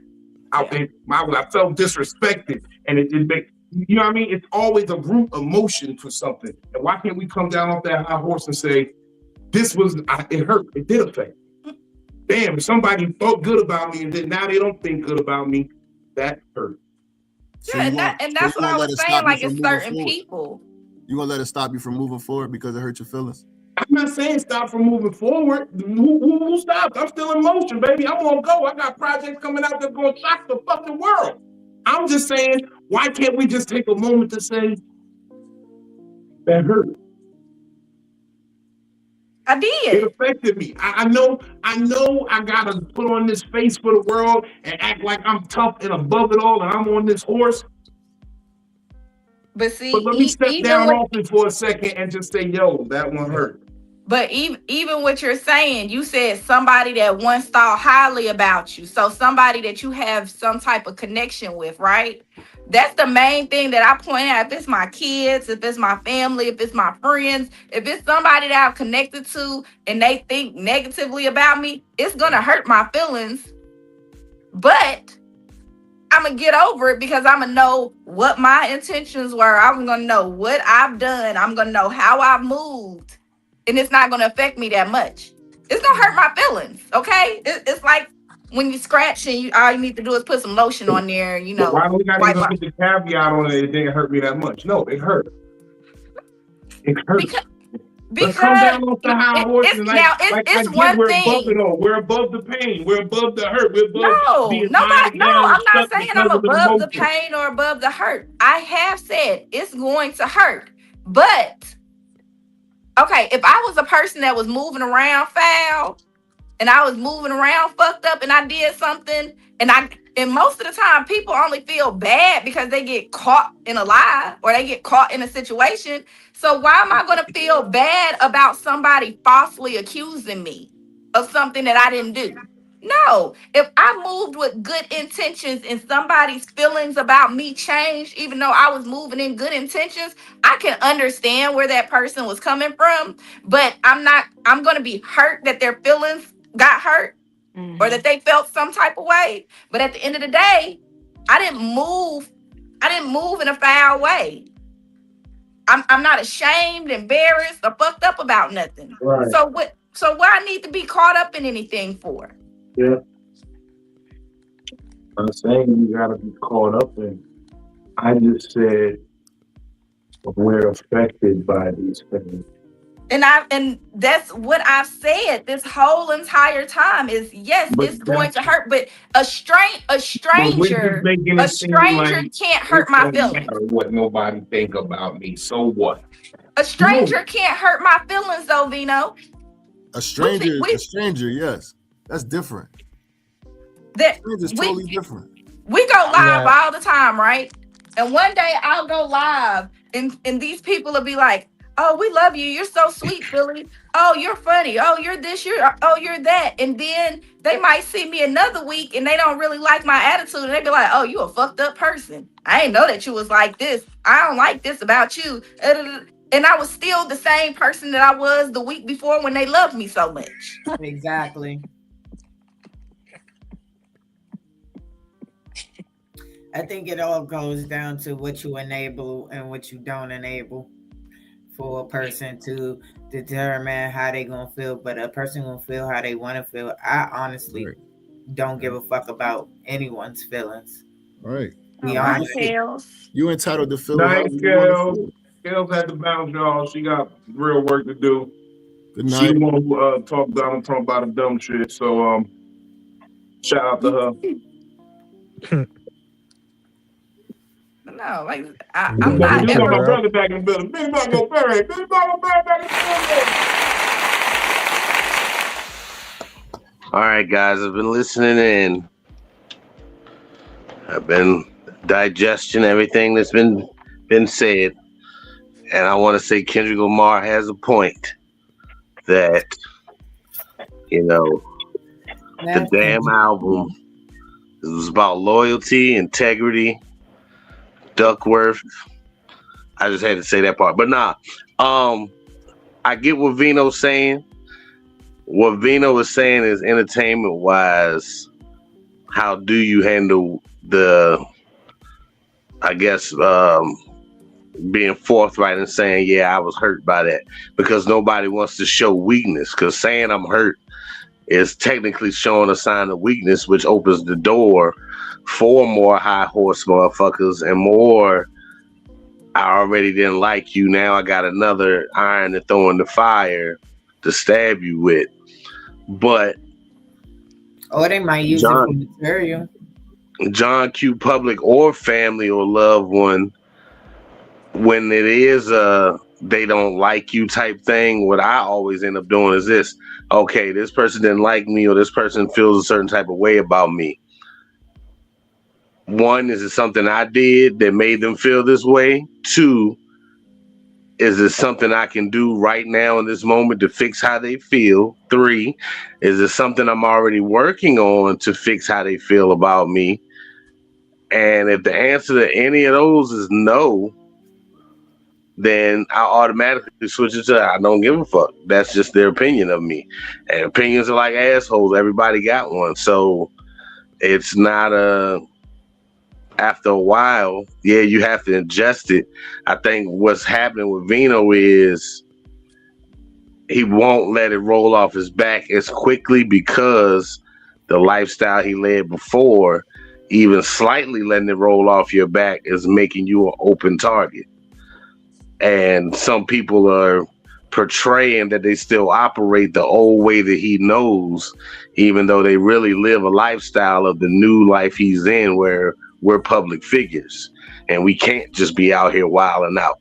It's almost like when a rapper be like, yo, I'm selling cocaine and I'm doing this and this and this. And it's like, nigga, you're in a music video. There's cameras on you. You know, that's why I never. Once. Huh? I sold cocaine at a music video once. With one in front of the camera, right? Yeah, it was. But Benny, you got to remember though, Pooh Shiesty was everything he rapped about. Yeah, and so was Gucci Mane. Gucci Mane killed Jeezy homeboy for trying to rob him before. But perfect example. Right now they're saying Gucci Mane's a snitch and Gucci Mane a bitch for doing this and not doing that. But when he killed Jeezy homeboy and brought it up in the verses that we smoking on Pookie Loke tonight, oh damn, Gucci filed for that. Well, yo, Gucci that nigga for that. But now Gucci got money. Gucci got shit that he can risk losing. He got a wife, nice lifestyle. Am I gonna put this at risk and still trying to be a street nigga, even though the goal was to get the fuck out the street? Exactly. And that be the part niggas be, and that be the people that worry about other people's perceptions in a bad manner. You feel me? Like it's cool to care about what a person thinks, so you can always be at your best. You want to be your best. You want to represent your best. Always. That's how you should. When y'all go on the stage, y'all gonna give y'all best work every time. Supposed to. Or at least everything everybody said tonight was on point. My bad. I'm sorry. No, you good, bro. Don't do that shit no more, though. Look, just because it's two Philly niggas up here right now, one of them look like the nigga in L.A. They put out one of the hottest rap albums. And I ain't gonna lie, this nigga might be Haitian or something too. He got a real name. It's two Philly niggas. Look, it's two Philly niggas and one of them run a funeral home. I'm not fucking with y'all tonight. No, yeah, nigga. No. Yeah, what? Nigga. Look, you want to know why G be like, man, fuck that shit. I ain't worried about these people. Because when somebody treat him bad during the day, he could just look at them and be like, I'll see you soon. And he ain't even got to do it, but he the nigga cleaning the body up. I'll see you soon, sir.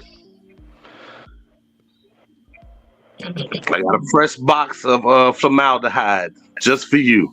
So I got a question. I was listening to what Benny was saying. So he brought up the Gucci situation. Wasn't that whole situation caught on camera? Like they was on camera running in his pockets and robbing him? Mm-hmm. I believe so. So he can't respond in a street way. Exactly. He would be perjuring himself. That would be stupid. That's why. That's all I was saying. You just gotta think about how you gonna move. It's not saying that he wouldn't respond and he wouldn't run down on them niggas and kill them. He's on camera already. So I gotta go about it this way. He's already prime suspect if anything happened to dude. Yeah, I'm gonna handle it this way. It's just you gotta think if he was thinking, he would have said, why these niggas coming in here for this meeting? Ain't nothing else to talk about. It's a meeting. Yeah, what you mean? They signed the contract already. Ain't nothing else to talk about. If you in a position of business and we sign a contract, that don't mean you don't got questions. Come meet me here. We can sit down and talk. All right, y'all came here on some nut shit. Okay, you got the drop on me. Mm-hmm. Cool. But I can't handle the gangster. I can't on camera. Cause even to the point of other people that were under his label have come out like, yeah, he wasn't paying me and he had me doing this gangster shit in the street and doing that. It's a rapper from here that made sure he put his 2 cents in. Like, yeah, I was signed under his label for a little bit and it wasn't what it was supposed to be. And I, got the contract, dissolved or whatever. So, but yeah, I was signed to So Icy for a weekend, bro. I believe it.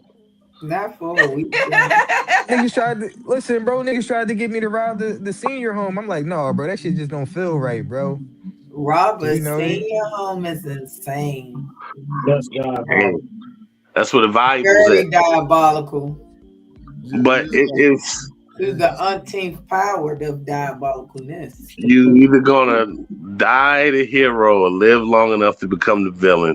Anybody can be touched. Anybody can be touched. The world has proven it time and time again. The person that was, if you believe in it, the person that was sent here to save us all, they killed that nigga with no hesitation. And they killed him with 2 robbery niggas. And was mad the nigga was already dead when they came to really kill him. He had already died from the initial wounding. And the setup person was right there beside him. And he did it for a few shillings, a few, a little bit of something. Shillings. 30 pieces. Yeah. Brutus got Caesar just so he could take control because somebody put the battery in his back, put the bug in his ear, like, yo, Caesar fucking up. No, Vino always talk about the currency. It was shekels. Shekels, yeah. 2 shekels to get you a romp with Mary Magdalene. So That's 2 shekels. Y'all got shillings. Shekels. It really boiled down to this is human nature. It should not bother you because none of us know what the fuck we doing. I saw a video a couple weeks back where it was like, yo, we have been on Earth X amount of thousands of years and we have accomplished what? What is our human purpose of being here? We made work and providing the purpose, but in the grand scheme of things, what have we done to enhance the Earth? Nothing. We've only enhanced ourselves, and even in enhancing ourselves, it's been through war and turmoil. Yeah. We supposed to be butt ass naked around the fire right now talking about this shit, or not talking about it. We supposed to be eating fruit and smoking weed and fucking and shit like that. Like we as human beings have added nothing to the universe but our own simplistic turmoil and problems amongst ourselves when we're all human fucking beings. No matter what you sexually believe, what you religiously believe, we all eat and breathe and sleep. And this is why I say we should all get on my spaceship. All we gotta do is drink this Kool-Aid. I'm good. And we out there. We out. And you know what? And them niggas that was with that David nigga out in Texas, they might really be out in space. I'm okay. 25, 30 years later, yo, I'm glad I drank that Kool-Aid that day, yo. It's a reason that Future keep talking about he went to Pluto. Like, do you know these niggas elected Donald Trump as the president? I'm glad you gave me that Kool-Aid. 2 times. 2 times. What we gonna do? Crazy. Martin knew they was gonna get him eventually. Malcolm knew they was gonna get him eventually. Huey P knew they was gonna get him eventually. Nipsey knew they was gonna get him eventually. Yeah. Mike's last recorded phone call. Get him eventually. Mike's last recorded phone call was saying that they was gonna get him, and he can't say who it was on the phone. Yeah. He said he was either gonna be stabbed or poisoned or shot. So it's like, even Louis Farrakhan, he know they're gonna get him eventually. That's why he played the violin. He like, fuck that. I'm gonna make beautiful music waiting on y'all to come kill me. That nigga is classically trained in the violin. Head of the HOI. Waiting on that Busta Rhymes album, he said, y'all killed y'all last one when y'all killed Martin and Malcolm. He said, if you kill me, if the Lord so see fit for y'all to kill me, everybody gonna die after that. Because he was like, I'm not here by myself and I'm not here of myself. So he pretty much saying my soldiers and God's soldiers is going to wreak havoc. So he waiting to see who's foolish enough to push the button. So if you are any type of upstanding man or woman or human being, you're waiting to see what's going to be the thing that takes you out. And that's the fearful part. You gonna die a martyr. You gonna die righteous. You gonna die a hero. You gonna die misunderstood. Don't nobody want to die misunderstood. It's gonna be can't nobody from the Dollar Tree that takes me out. You said what? You said a Coca-Cola from the Dollar Tree? I'm cooking. Oh, yeah, I got a bag. Look. Yeah, not last 15, y'all. This how bad of an influence you are.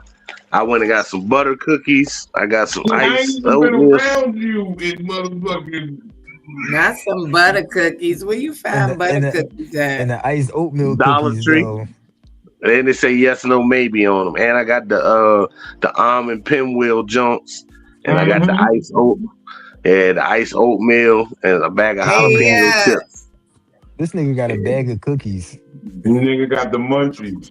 Right. I'm gonna bring you into my therapist for some group therapy one day, Benny. We're gonna curb this compulsive eating we've been doing. Yeah. I mean, but you know, we fighting through it. Brooklyn was just saying it earlier that the people that's really, really fighting, nobody sees it, nobody asks, nobody understands. Because you hide it so well, nobody thinks that you're going through nothing. Because we're not out here begging and making sure that you ever met those people that make sure they let everybody know what the fuck their problem is? Like as soon as they walk in the job, as soon as they walk in the restaurant. So, you know, and when then you got people like us that when people ask, hey, what's wrong or what's going on? Nothing, man. I'm chilling. I'm cool. Like the blood. I tell you about some bullshit, some shit that really don't matter. Yeah, this fuck nigga ran up on me at the show. I had to tell my brother to go hurt him if he did anything else. I tell you about shit that don't matter. Okay. I had a homeboy used to restart the conversation with every person we came around. And that shit used to drive me crazy. Mm-hmm. Where you start the conversation. Like if 3 things happened to him yesterday and we riding around hitting different houses, going different spots and shit, any person he had a conversation with, those 3 things was the first 3 things that came out his mouth. And then we would leave there and go somewhere else, and then he would bring it up again, those 3 things again. And all day long, he had to let people know, yeah, man, my baby mom, or yeah, man, my job, or yeah, man, this, positive and negative. And to me, it's like, hey, dude, yeah, these is other people you telling, but don't you realize I've been with you all day, and you don't think I see that this has been you started your conversation with me today with this. Right, that's and then you did it. And now I'm taking you to spread the word through the land of what the fuck happened to you yesterday. And I mean, he did it with no malice, but that's just all he had. All he had, nothing going for himself. So when you got something going for yourself, you're going to worry more about somebody trying to fuck it up. Like how you were saying, G, that you the fucking, what you said you was doing first?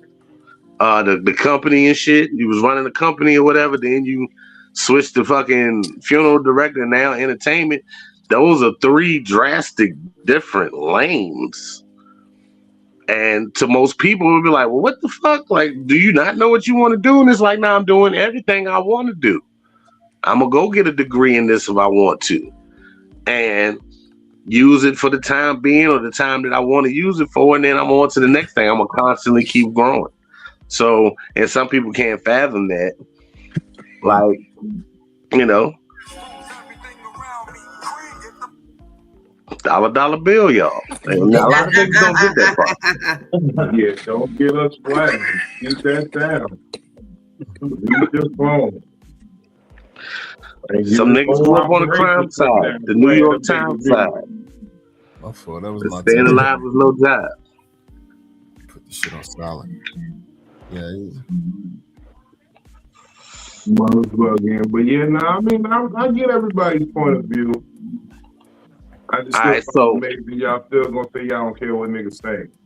All right, so what's one thing? Everybody just say one thing What's one thing that can be done to change the high horse perspective of it? What's one thing? Like if y'all telling him, hey, fuck it, don't think about it or don't worry about it. What's one thing that would make that easier for him? I know what it is. I live by the 25% rule. Have y'all ever heard of the 25%, the quarter rule, 25%? Nah, go ahead. All right, the 100% of people, right? 25% of people, they're going to like you for no reason. Right? 25% of people, they're going to like you for a reason. 25% of people are going to dislike you for a reason. And 25% of people are going to dislike you for no reason. You only got to worry about 25% of the people. And those, you got to worry about the people that dislike you for a reason. Because the people that like you for no reason, they like you, and they like you for a reason, they like you. You're doing good up there. And the people that dislike you for no reason, you can't do nothing about that. Makes you can sense. only do something about the 25% of people who dislike you for a reason. And then you got choices. You got we had disagreement and maybe there is room for fixing and, repair. And you go about repairing it the best you can. And then there's the people who you got a reason, but you really don't give a fuck about their reason because they stupid and you standing on business. So you ain't gonna do nothing about that either way. Like, fuck them. That's their problem. They mad, they be super mad. Get your cape on. Yeah. Makes sense. Make a lot of fucking sense.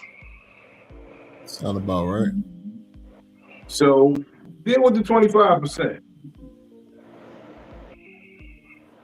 So I'm a agree. I'm gonna agree to the point that was made of have your moment, you experience your feeling, and then let that shit go. But don't forget it. And don't sleep on nobody. Always stay vigilant, protect yourself. I never was going to sleep. You have your moment and then let that shit go. Y'all ain't here. I'm stupid. I'm hard-headed. No matter what y'all said, I was gonna do what I was gonna do about this one. I was gonna do what I was gonna do. I'm just talking to people to me so that I can say, so that when the court says, I try to take counsel with my people and things escalate. So it's on YouTube. It's on YouTube. Go look at YouTube. We tried. No, I'm kidding. I got no situations going on, y'all. I'm really just chilling. I'm really just at shows. I got shows. Matter of fact, everybody here got shows too. Tell them what you got coming up, man. Oh man. So first, follow me everywhere. Superfly No Wings. SUPA Fly NOWINGS. If you go to my IG page, you can see that performance I just did on Air It Out Radio Live. It was on their YouTube, so it's posted on their live stream. We got some good things coming up in May. Just tap in, follow me. We got our Philly Unplugged acoustic show. We do those every month. The last one was dope. The next one is gonna be dope. At least I hope. You feel me? That's how we be flowing at New Jones. You feel me? It just be coming just straight off the nugget. You feel me? But got some I can't even really think of the Rolodex right now. I had a real wild day, so my thoughts is a little bit all over the place. But smile, it's only life. We still here. There's a reason behind that. It's not a coincidence. So let's keep going. That's my story. My brother. Huge. Tell them where they can find you.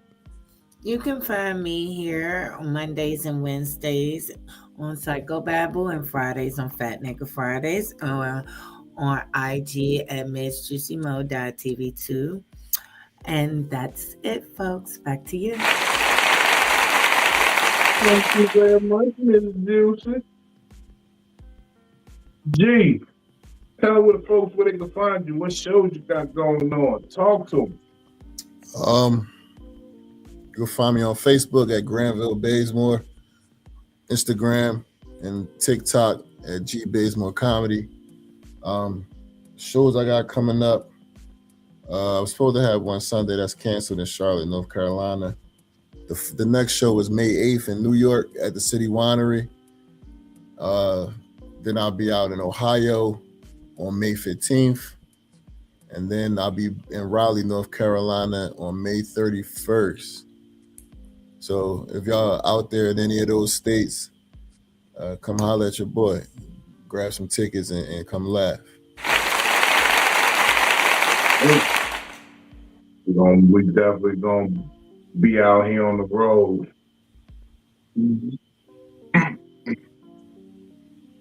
Big Blanco Perry, talk to him, man. Tell me to find. What up, tidings of comfort and joy.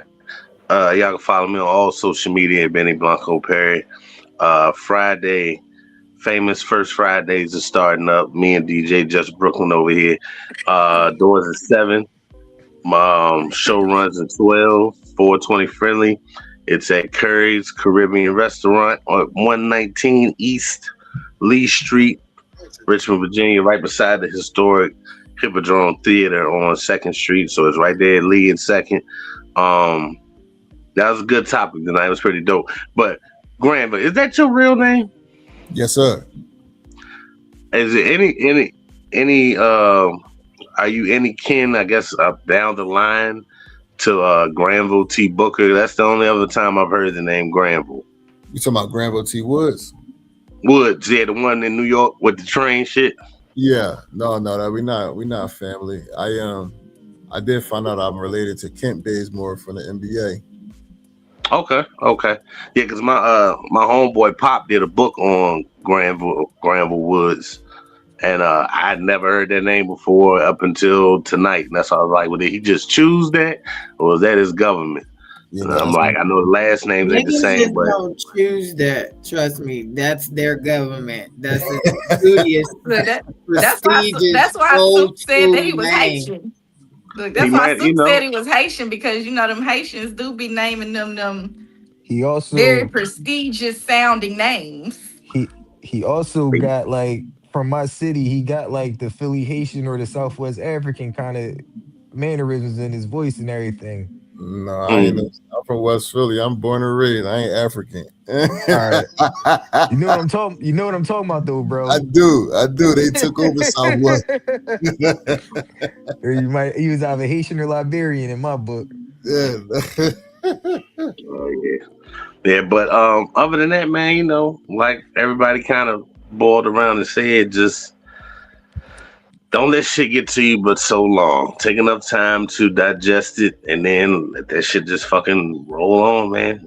We all gotta die. So you want to be stressed out and dead, or just happy and dead? That's it. Okay. Either way, you end up dead. Right. Exactly.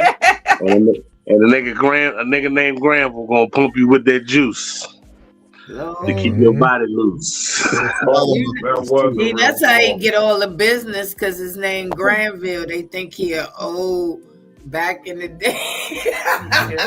Look, I be in that bitch all black on. I be in that bitch black tie, black shirt, black suit. You have a body for me. I'd be so morbid. No, for real. In a monocle. Look, hey, things like this and shit. You have a body for me all day. Hold on, hey Benny, icing on the cake with a monocle. Yeah, and the little pocket watch, Joe. Look, put the monocle in, and then pull out the pocket watch, hit the timer. The body will be ready in 3 days. It's time. No, for real.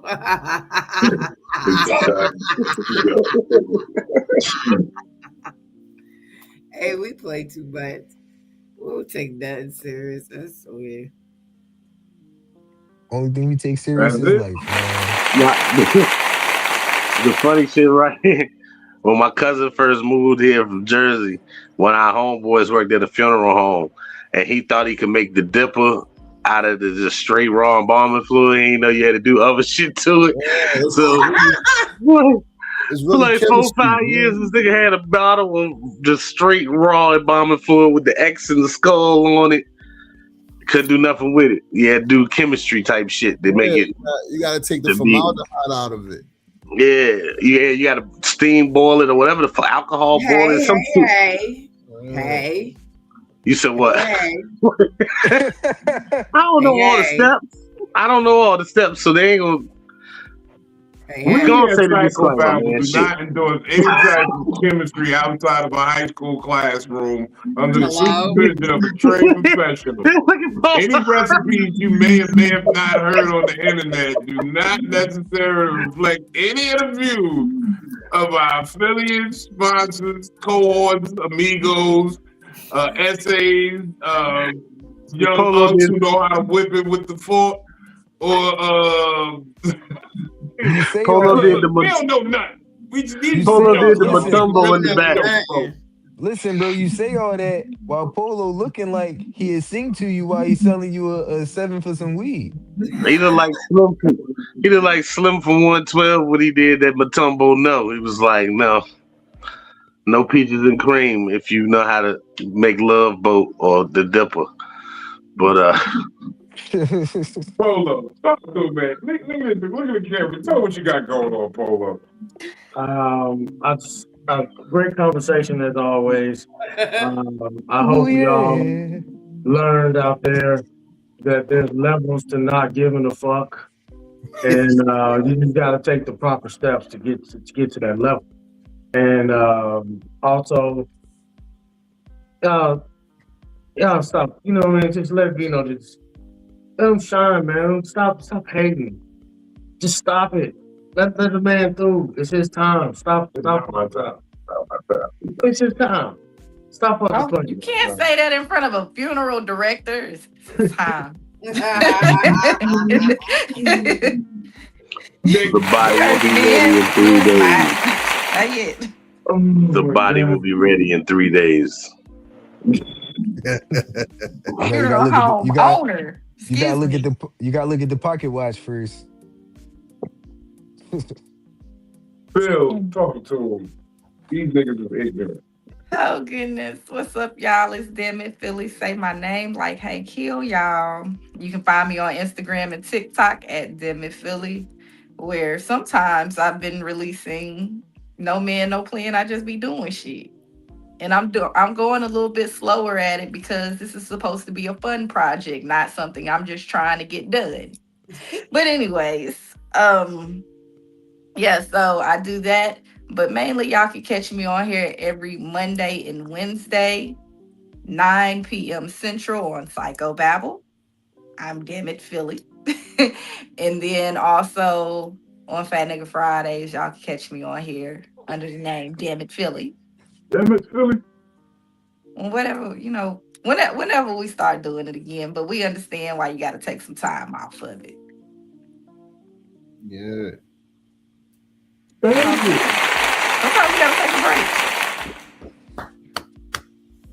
What you got going on, V? Oh, and then Friday as well. We got First Fridays here at the Black Marketplace in Nashville, Tennessee. Come down to the farmers market, get some good food, hang out with some good people, find some cool merchandise, support a Black business, y'all. Yeah. Okay. Hey, when you tilted your head back, I almost seen your brain. Leave me alone. But yeah, so support a Black business, y'all, and come to First Fridays here in Nashville. Yeah. All right,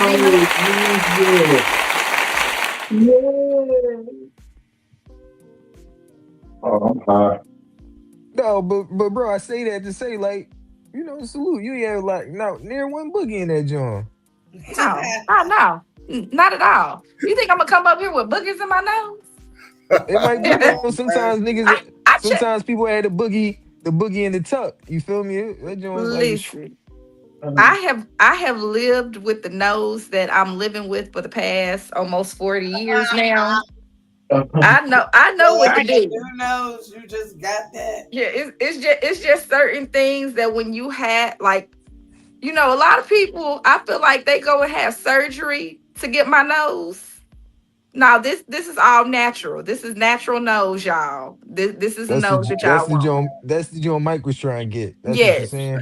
yes. And he missed the mark. He just kept on going. He kept on getting it too skinny. You got to leave it a little fat at the top, and then you still got to take away some nostrils so you can see up. Okay. Lil Kim knows you never. didn't even know how to do it. See, okay. Yeah. Y'all should have left his nose fat and then, just took away the nostril just at that point. So, yeah. So now we know how to do it. That's so she got the cookbook. She got the nose cookbook. But look, when you're born with this, you have to prep your nose before you go anywhere or do anything. Because you all gonna prep your nose like that so you can look like Miss Piggy.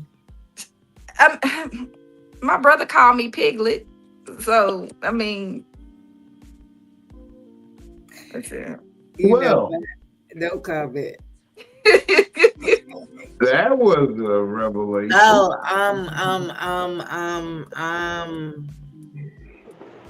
really? Never mind. Continue. Okay. Well, I guess it's my turn to talk. Of course. I'm gonna be real with you. Y'all know where to find me. I may or may not answer a DM. Y'all know the website. That's on autopilot, so whatever you order, it'll get to you.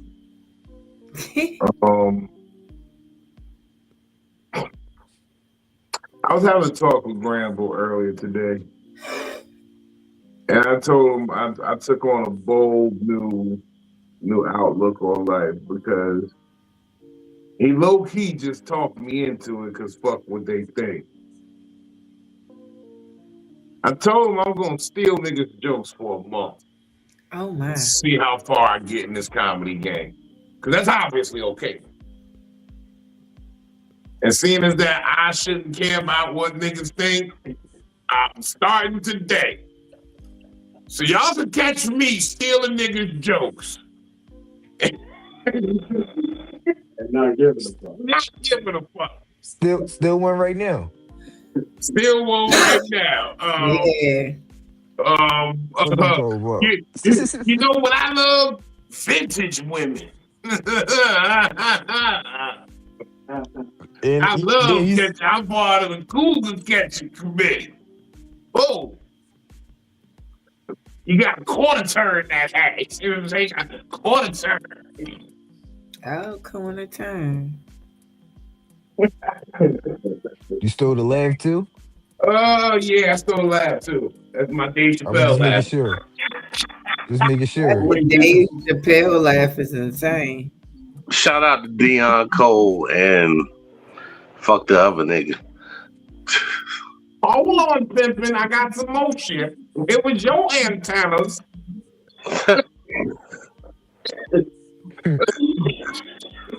When we was being robbed.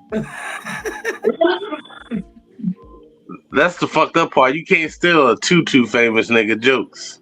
Yeah. It gotta be almost. Antennas? It gotta be almost. What you gonna do now, nigga? Why do it matter? Y'all just sat here talking to me for 2 hours that it don't matter. So that's the verdict. I don't need my jokes. Well, I got y'all jokes. I'm on the This Might Be Yours tour. I was telling G about it earlier. So y'all catch me out here on the This Might Be Yours tour.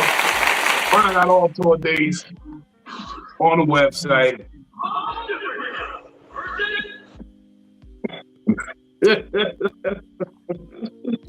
Somebody about to go into the Olympics?